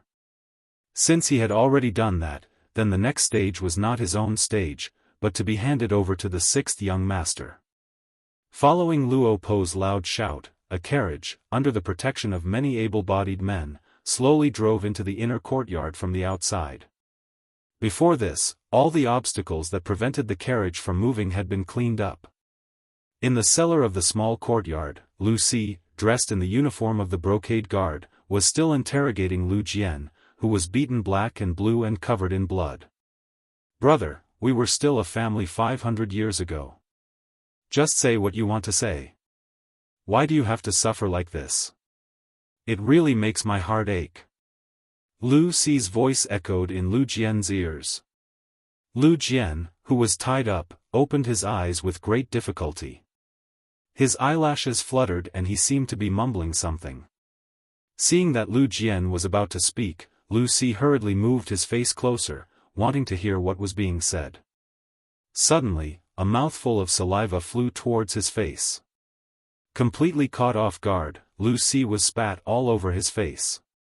When he sensed that there was blood in the saliva, he wiped it away forcefully before glaring angrily, "Brat, you're refusing a toast only to be forced to drink a forfeit. Since that's the case, don't blame me for being impolite. Next, I'll make you beg for death. Men, continue the torture." Lu Si was so enraged that he ignored Lu Jian's injuries and wanted to torture him. He wanted to see if this person was made of iron. Did he really not know what pain was? Boom! Just as he finished speaking, an embroidered uniform guard approached step by step with a thin whip that was dipped in salt water. Suddenly, the cellar door was broken from the outside. Following that, a powerful man appeared in their line of sight. The man was tall and muscular, and his muscular body gave people a feeling of explosive power. As soon as he appeared, he charged forward like a mad bull. First, the embroidered uniform guard with the whip only saw a black shadow getting bigger and bigger in his eyes. Then, before he could do anything to dodge, he felt a sharp pain all over his body. It was as if all his ribs were broken at this moment. His whole body flew backwards because of this. With just one collision, he heavily injured an embroidered uniform guard. Following that, the black shadow rushed towards Lu Si. The sudden change was too fast. It was so fast that Lu Si only managed to grab the spring-embroidered saber at his waist with his right hand before his whole body flew backwards. His ears were filled with the whistling sound of the wind. Only when he hit the wall behind him did he stop. He felt as if all the bones in his body had fallen apart. With a plop, he fell to the ground. In just 2 rounds, the intruder had completely controlled the situation in the cellar. This result made everyone clap their hands in satisfaction. Then, they lightly spat out 4 words, unable to withstand a single blow. The cellar door was once again opened from the outside. Wolf Fong Captain Tai, who brought Skinny Monkey and the others out. When he saw the situation in front of him, Skinny Monkey chuckled. Not bad. Violent Ape is indeed violent. You finished the battle so quickly. Humph. It's just that these people are too incompetent. Violent Ape said unconcernedly. He looked as if he hadn't had enough fun yet. Alright, let's save them first. Then, we'll capture these two people and bring them to the young master. Tai Hu saw that the situation had been settled. The problem in the cellar had been solved. The Ghost Shadow Sniper team had taken action outside and killed all the other embroidered uniform guards. The danger no longer existed. He also let out a sigh of relief. After all, this time they were facing the elite embroidered uniform guards. Moreover, they had hostages in the hands of the other party. If they were careless, it could cause extremely serious consequences and disappoint the young master. Fortunately, the other party wasn't on guard. In addition, they were well prepared. With the help of the Ghost Sniper team, the problem was solved smoothly. At this time, Lu Si still had some strength in his body. He heard Tai Hu's voice in his ears. Immediately, he shouted loudly, "I'm from the Imperial Court's embroidered uniform guards. Who are you? Who allowed you to do this? Do you know that this is a crime that will lead to the confiscation of your family's property and the extermination of your family? You talk too much nonsense." Lu Si was still shouting. Skinny Monkey had already walked over impatiently. He lifted his foot and lightly kicked Lu Si. In an instant, Lu Si stopped moving. Obviously, this kick had knocked him out. The inner court of the magistrate's office. As the luxurious carriage drove in, it quickly began to clear the place. All unrelated people were kicked out. Even the bodyguards beside Guan Ying, Ma Wei, and Wei Guang were not left behind. Regarding this, the three naturally wanted to resist. However, when Qiu Vi led the first guard team to attack, Peng Yu, Ba Daojiang, and the other team members attacked together, how could those people be a match for them? They were either beaten to the ground or half kneeling on the ground with bloody noses and swollen faces. In short, there wasn't a single good person.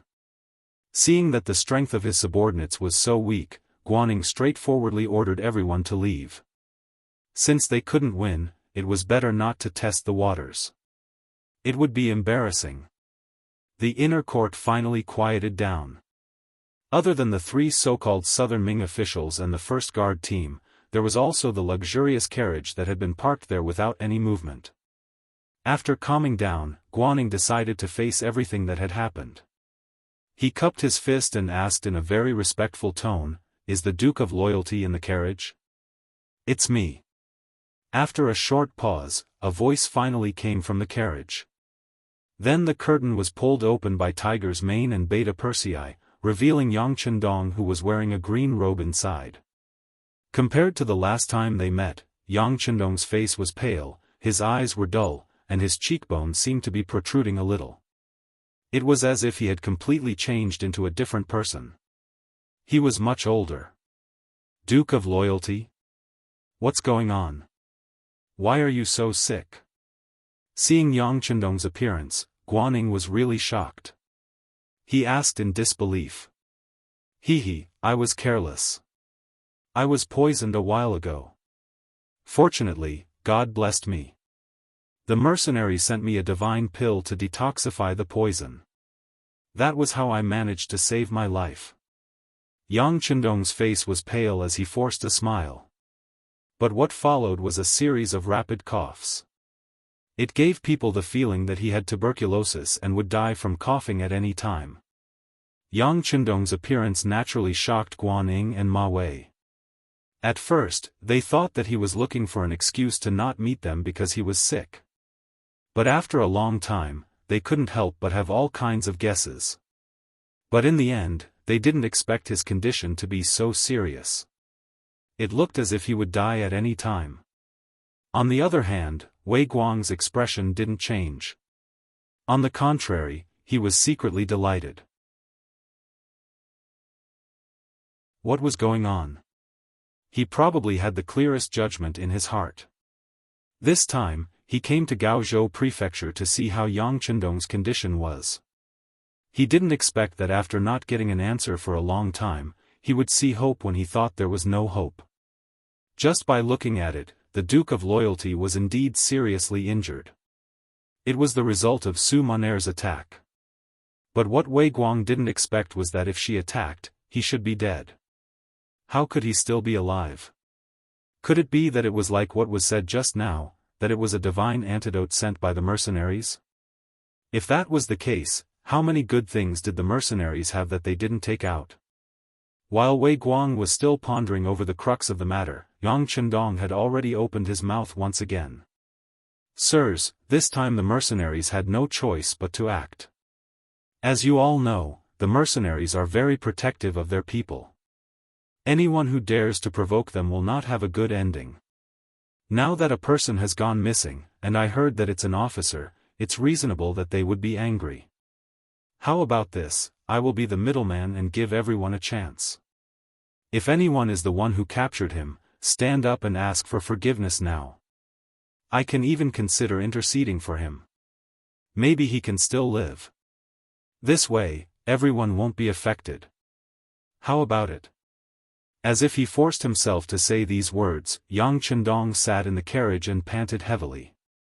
Tiger's Mane, who was waiting on him at the side, was anxious. Just a moment ago, the young master was still talking and laughing with them. How long had it been? How could his illness be so serious? This didn't seem like an act. How could an act be so realistic?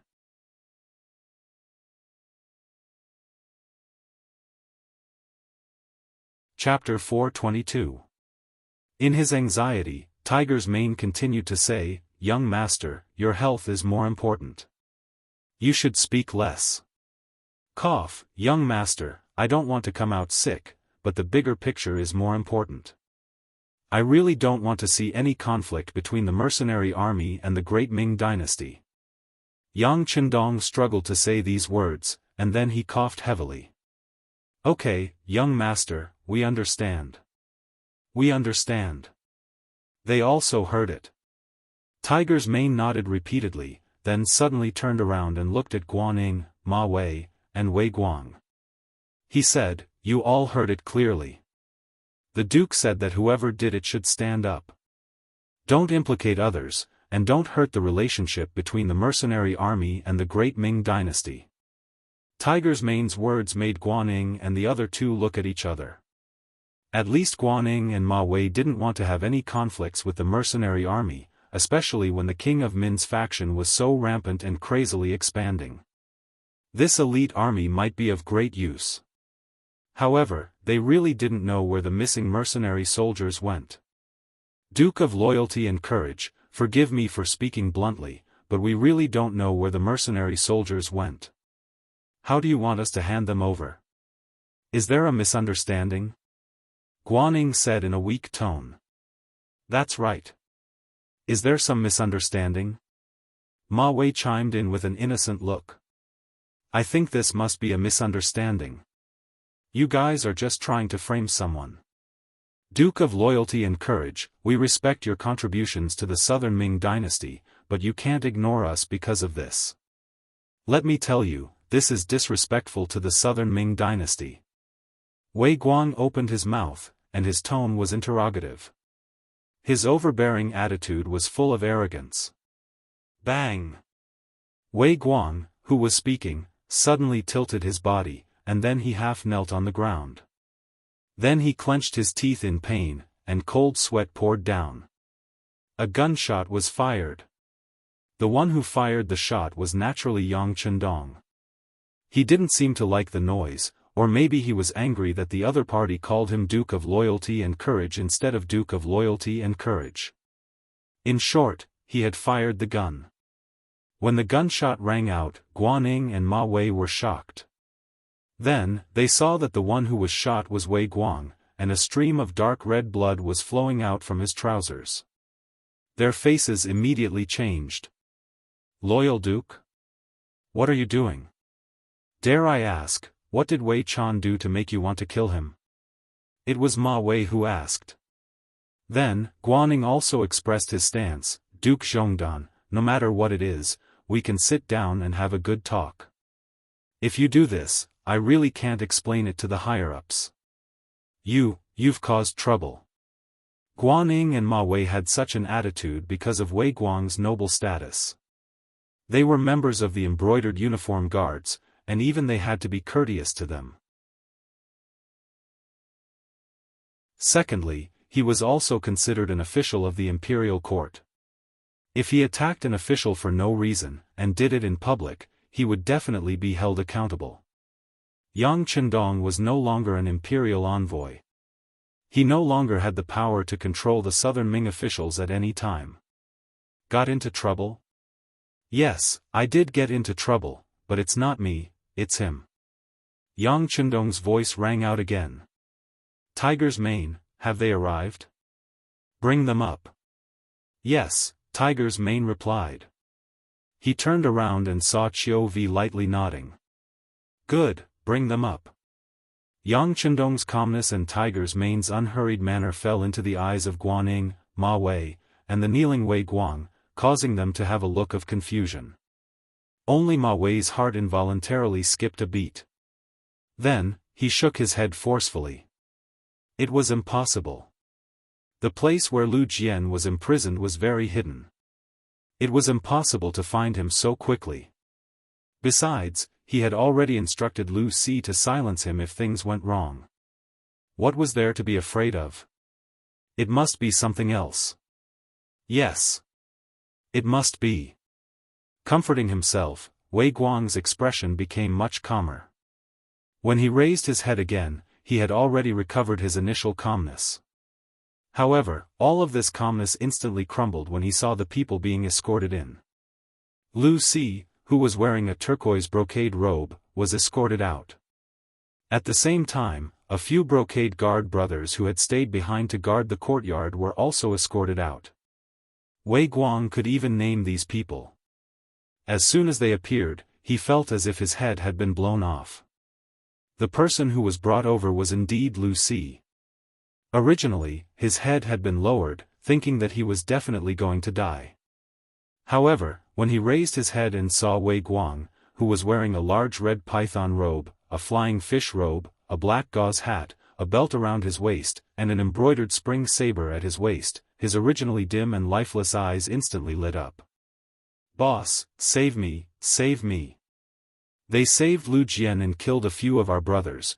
Lu Si's shouts continued, but at this time, everyone's gaze naturally fell on Wei Guang. Even Guaning and Ma Wei, who did not know what had happened before, understood at this moment what had happened. They also finally knew that someone had kidnapped the mercenary soldiers, and the mastermind behind this was Wei Guang. The soldiers were kidnapped. No wonder the mercenaries were so angry and mobilized so many people. At this moment, Guaning and Ma Wei seemed to understand the mercenaries' actions. However, their understanding was one thing, and they would definitely not express any opinions on this matter. The brocade guard was one of the most trusted subordinates of the emperor. How could others meddle with it? Even if they did something wrong, there would definitely be someone from above to vouch for them. It was not something that military officials of their level could interfere. Since they could not interfere, they could only stand aside and watch the show. From a certain point of view, Guaning and Ma Wei were even happy to see Wei Guang suffer. Shut up. Hearing that Lu Si's shouts had no intention of stopping, Wei Guang endured the gunshot wound on his leg and yelled loudly. Then, he looked at Yang Chendong in the luxurious carriage and said with a strong appearance, "That's right, we captured him. It was only because he violated the laws of the Ming Dynasty that we had to capture him. But you guys, why did you dare to kill the brothers of the brocade guard? Do you know how big of a crime this is?" Bang! Just as Wei Guang wanted to gain the upper hand by a show of strength and wanted to question Yang Chendong, another gunshot rang out. The unprepared Wei Guang's left leg was also shot. He was originally half kneeling, but now he was completely kneeling on both knees and became shorter. How bold, capturing a mercenary soldier for no reason and still daring to argue with reason. You really deserve to be killed. Yang Chendong's face turned ashen. Perhaps it was because his body was too weak or because he was really angry, but his face gave people a terrifying feeling. When Yang Chendong said that he deserved to be killed, Tiger's mane nodded his head and nodded towards Ba Daojiang and Peng Yu of the first guard team. The two of them strode to the kneeling Wei Guang and lifted him into the air with one arm each. Ah! What are you doing? What are you doing? I am the commander of the Brocade Guard, Qianshi. I was personally appointed by the Emperor. I am an official of the Imperial Court. You have no right to do anything to me, no. As if he felt something, Wei Guang struggled and shouted loudly, explaining the severity of the situation. Deal with them one by one, from small to large, cough. Yang Chendong didn't pay attention to the shouting Wei Guang, but after saying this to Hu Mang, he leaned back, gasping, and his chest was constantly undulating at this moment. Young master, you need to take care of your body. Hu Mang blurted out this sentence unconsciously. It seemed that Yang Chendong's acting was too good, and he was speaking from his own feelings. However, Guaning and Ma Wei, who were about to plead for leniency, shut their mouths when they heard this. Yang Chendong was sick like this. Logically speaking, he should be recuperating, but he still walked out.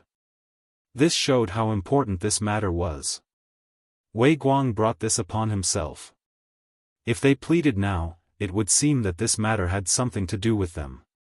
But who knew if the angry Yang Chendong would take care of them as well? Since it was none of his business, he could just let it go.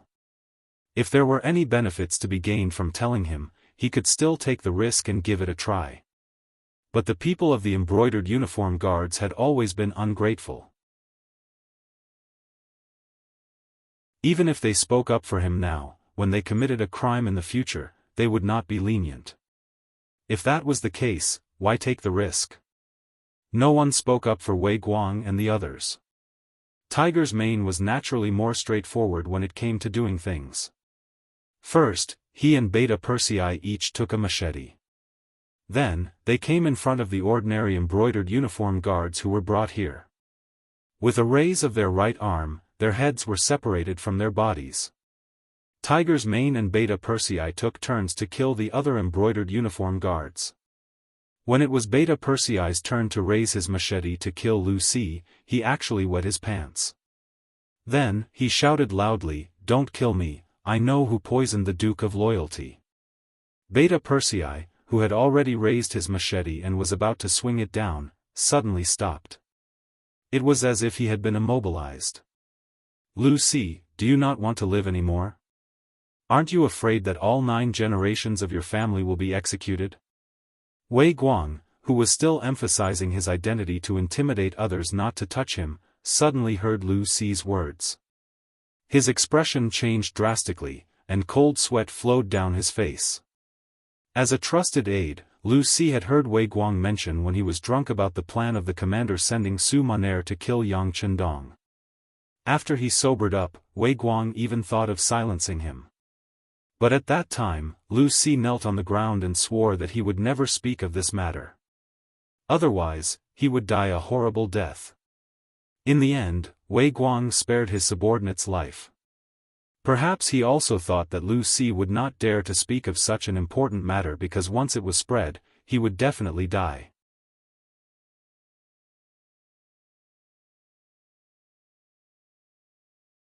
Chapter 423. But who would have thought that he would finally say it in front of so many people? The consequences would be unimaginable. Wei Guang still wanted to say something to scare him, but Peng Yu and Ba Daojiang, who were sandwiching him, received a signal from Tiger's mane and each of them punched him in the stomach. The intense pain made him shut his mouth immediately and groan in pain. Wei Guang did not speak, but Lu Si stood there and laughed loudly. "Execute my entire family? I'm sorry, but my ancestral home is Yunnan's Cheli department. When the Min King rebelled, everyone in my family was killed. No one was spared, so I'm the only one left. What's there to be afraid of? Lu Si seemed to be venting something. After shouting, he suddenly turned to look at the side of the carriage and fell to his knees. This lowly one is Lu Si, serving in the brocade guard. I have done many heinous things. I know that I have sinned deeply. However, the heavens are virtuous. I want to turn over a new leaf and start anew. I hope that the Duke of Loyalty can give this lowly one a chance. The heavens are indeed benevolent. Tell me everything you know. As long as it's true, I'll let you live.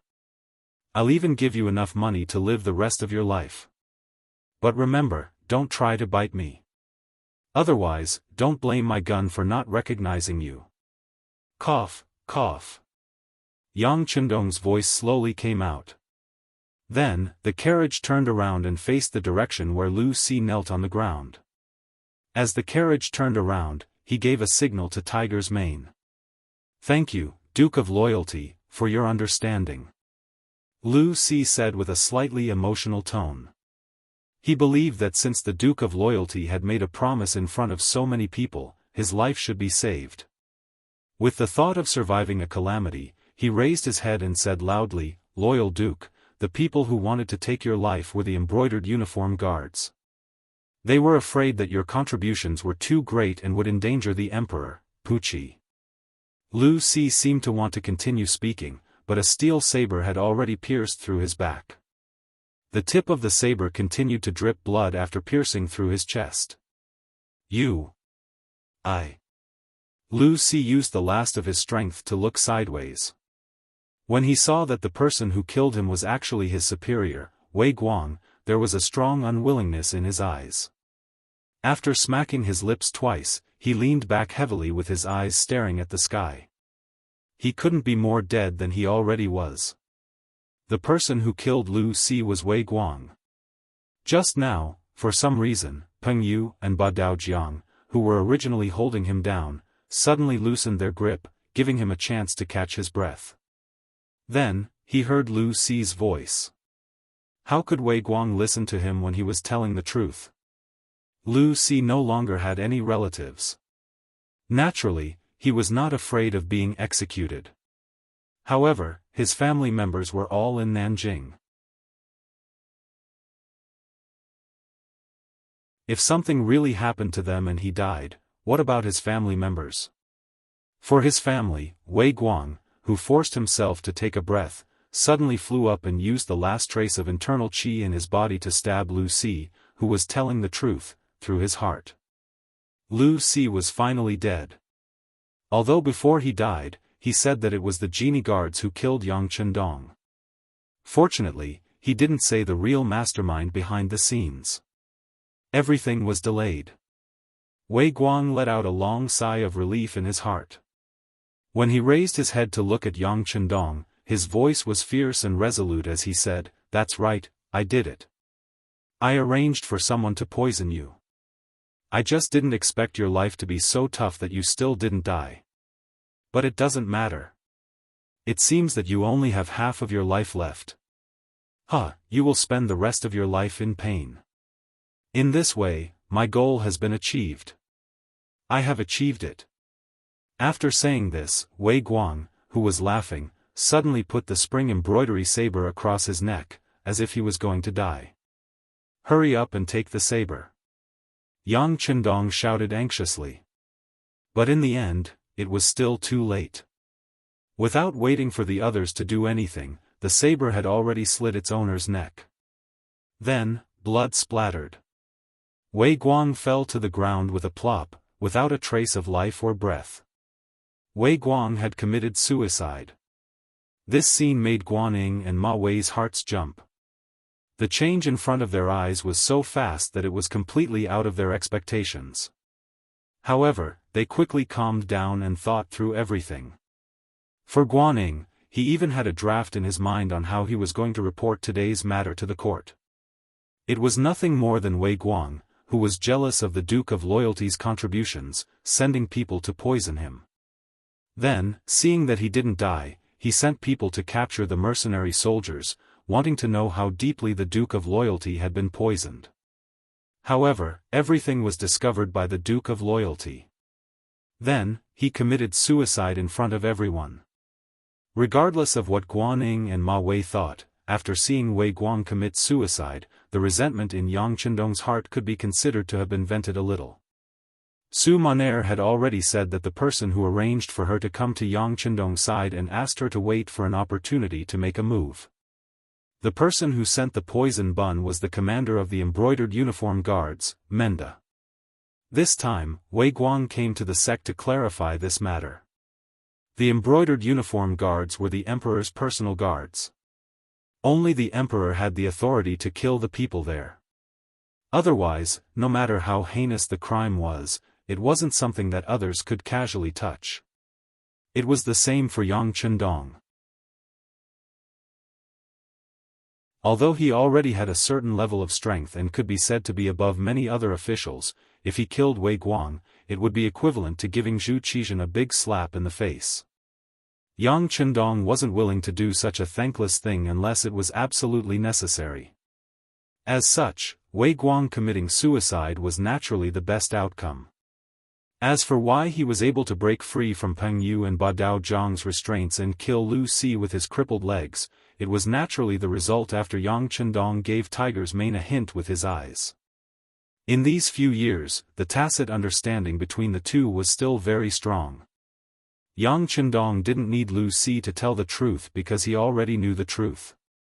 On the other hand, if the truth was revealed, would he seek revenge on Menda? If he did, would Zhu Qizhan have any thoughts and allow such a thing to happen? As such, this was the current scene. Wei Guang killed Lu Si and then committed suicide. Yang Chendong could remove himself from this matter completely and also take the opportunity to knock Menda and Zhu Qizhan down, letting them know how difficult it was to kill him. This time, they were lucky to pass, but they might not be so lucky next time. Since his goal had been achieved, Yang Chendong naturally didn't need to stay here. Waving his hand, Tiger's Mane and Beta Persei put down the curtains of the carriage, and then the large group of people left the magistrate court and Gaozhou prefecture. Along the way, neither Guaning nor Ma Wei stood out to say anything. Yang Chendong was indeed sick, and it was quite serious. This was all seen with their own eyes. Not to mention, this illness was poisoned by the brocade guards. As such, how could they still ask Yang Chendong to leave with the mercenaries? Not to mention, now that the King of Min was powerful, they still pointed at Yang Chendong in their hearts as a shield. They believed that with the existence of these mercenaries, even if the King of Min wanted to conquer Gaozhou and Laizhou, he would have to consider the strength of these mercenaries first. They successfully returned to their own military camp. Yang Chendong was completely different from before. His illness had long disappeared, and when he appeared in front of everyone, he was full of energy. "How is Lu Jian?" Yang Chendong asked Tiger's Mane as he walked towards the infirmary. "Young master, Lu Jian only suffered some superficial injuries. He will be fine after a good rest." "Oh yes, he didn't say anything when he was tortured by the brocade guards. He is really a tough man," Tiger's Mane said with a face full of admiration. "Not bad, no wonder he can become the platoon leader of the auxiliary troops. Tell him that after he recovers, let him report to the Cold Front Regiment. He has already passed the loyalty test." Yang Chendong nodded satisfactorily, then opened the tent of the infirmary. He saw Lu Jian, who had already fainted, but his facial features still gave off a sense of determination. Looking at Lu Jian, who was almost covered in wounds, Yang Chendong sighed and said, "Look, this is our warrior. How brave and tenacious. This is a true man. Tell all the Cold Front Regiment and auxiliary troops to learn from Lu Jian. Also, give Lu Jian a silver medal. This is the reward he deserves." Hearing about the silver medal, Tiger's Mane nodded heavily. "That is indeed the case. I will pass down the young master's order immediately." At this moment, Lu Jian was still in a coma. However, if he woke up and heard these words, he would definitely be extremely excited. One must know that the military medal not only represented personal glory, but it could also be converted into cash when faced with difficulties. This was set by Yang Chendong before he announced the medal system. This was because he was afraid that the country's heroes would face difficulties one day. If that really happened, a high-grade medal could be exchanged for a large amount of silver, enough to solve most problems and difficulties. 1451 AD, late July. After more than 10 days of bumpy travel, Kuang Yi, the southern Ming crown prince and minister of war, finally arrived at Gaozhou prefecture of Guangdong. The reason why it was a few turns was because some of the cities from Nanjing to here were already occupied by the king of Min. He had to change his route several times along the way. Kuang Ye's entry into Gaozhou prefecture was a secret. Even his journey was very secretive. No one knew if the king of Min had placed any spies in southern Ming. If the route was made public, who knew how many times he would have to face assassination? It was even uncertain if he could safely reach Gaozhou prefecture. Because it was hidden, when Kuang Yi suddenly appeared in Gaozhou prefecture, it really shocked Guanning and Ma Wei.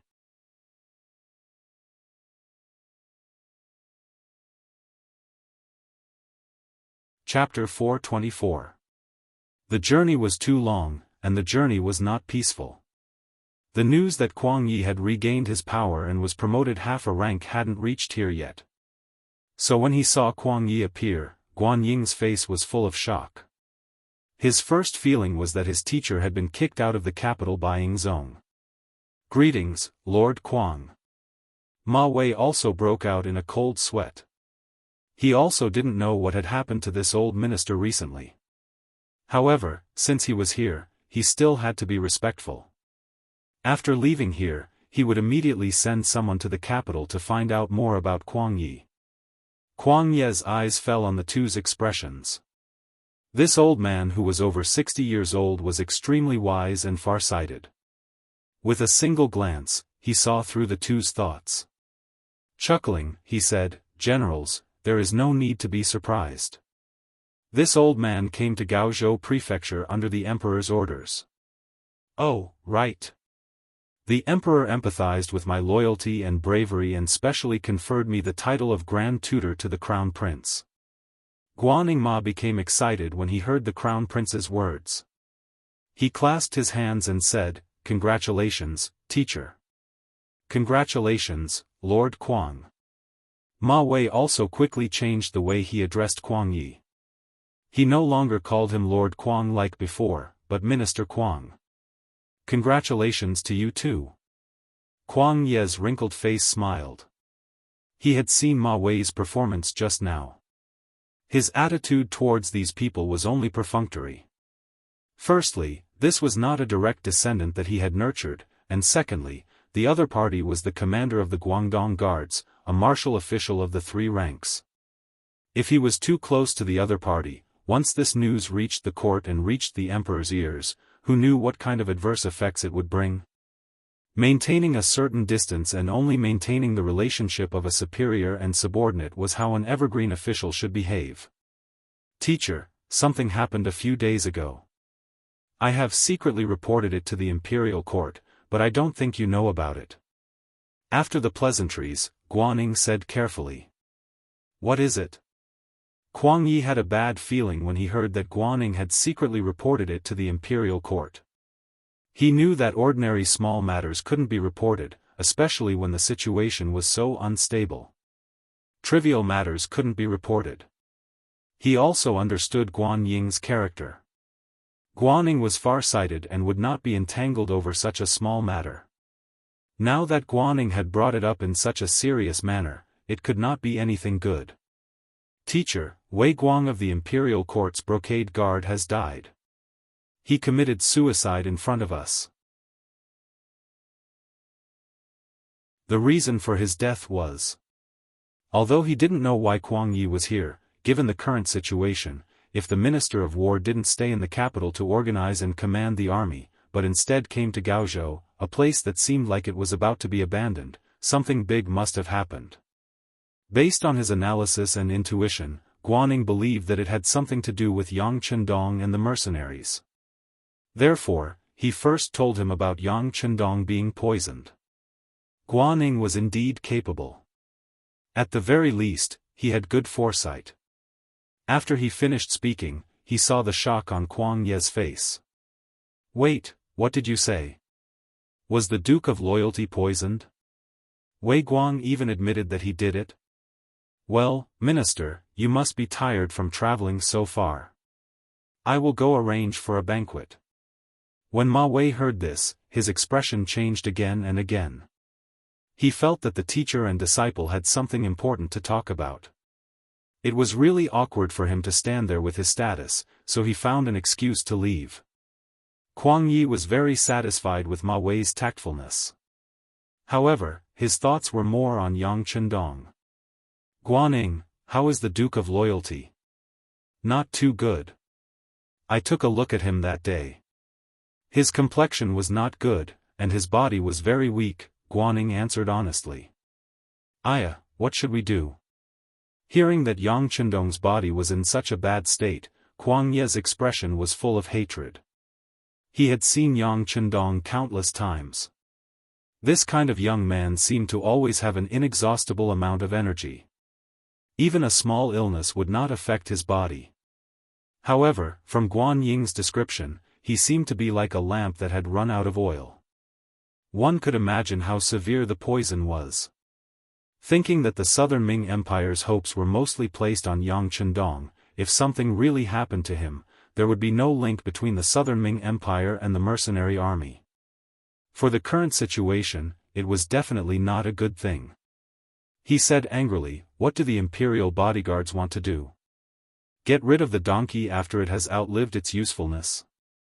Wei Guang alone would not have such ability and courage. There must be someone behind him. However, they did not think about it. If something really happened to Yang Chendong, who would be able to quell the Min King's rebellion? The person behind this is really... At this point, Kuang Yi stopped talking because he suddenly thought of the person behind the Imperial Secret Service.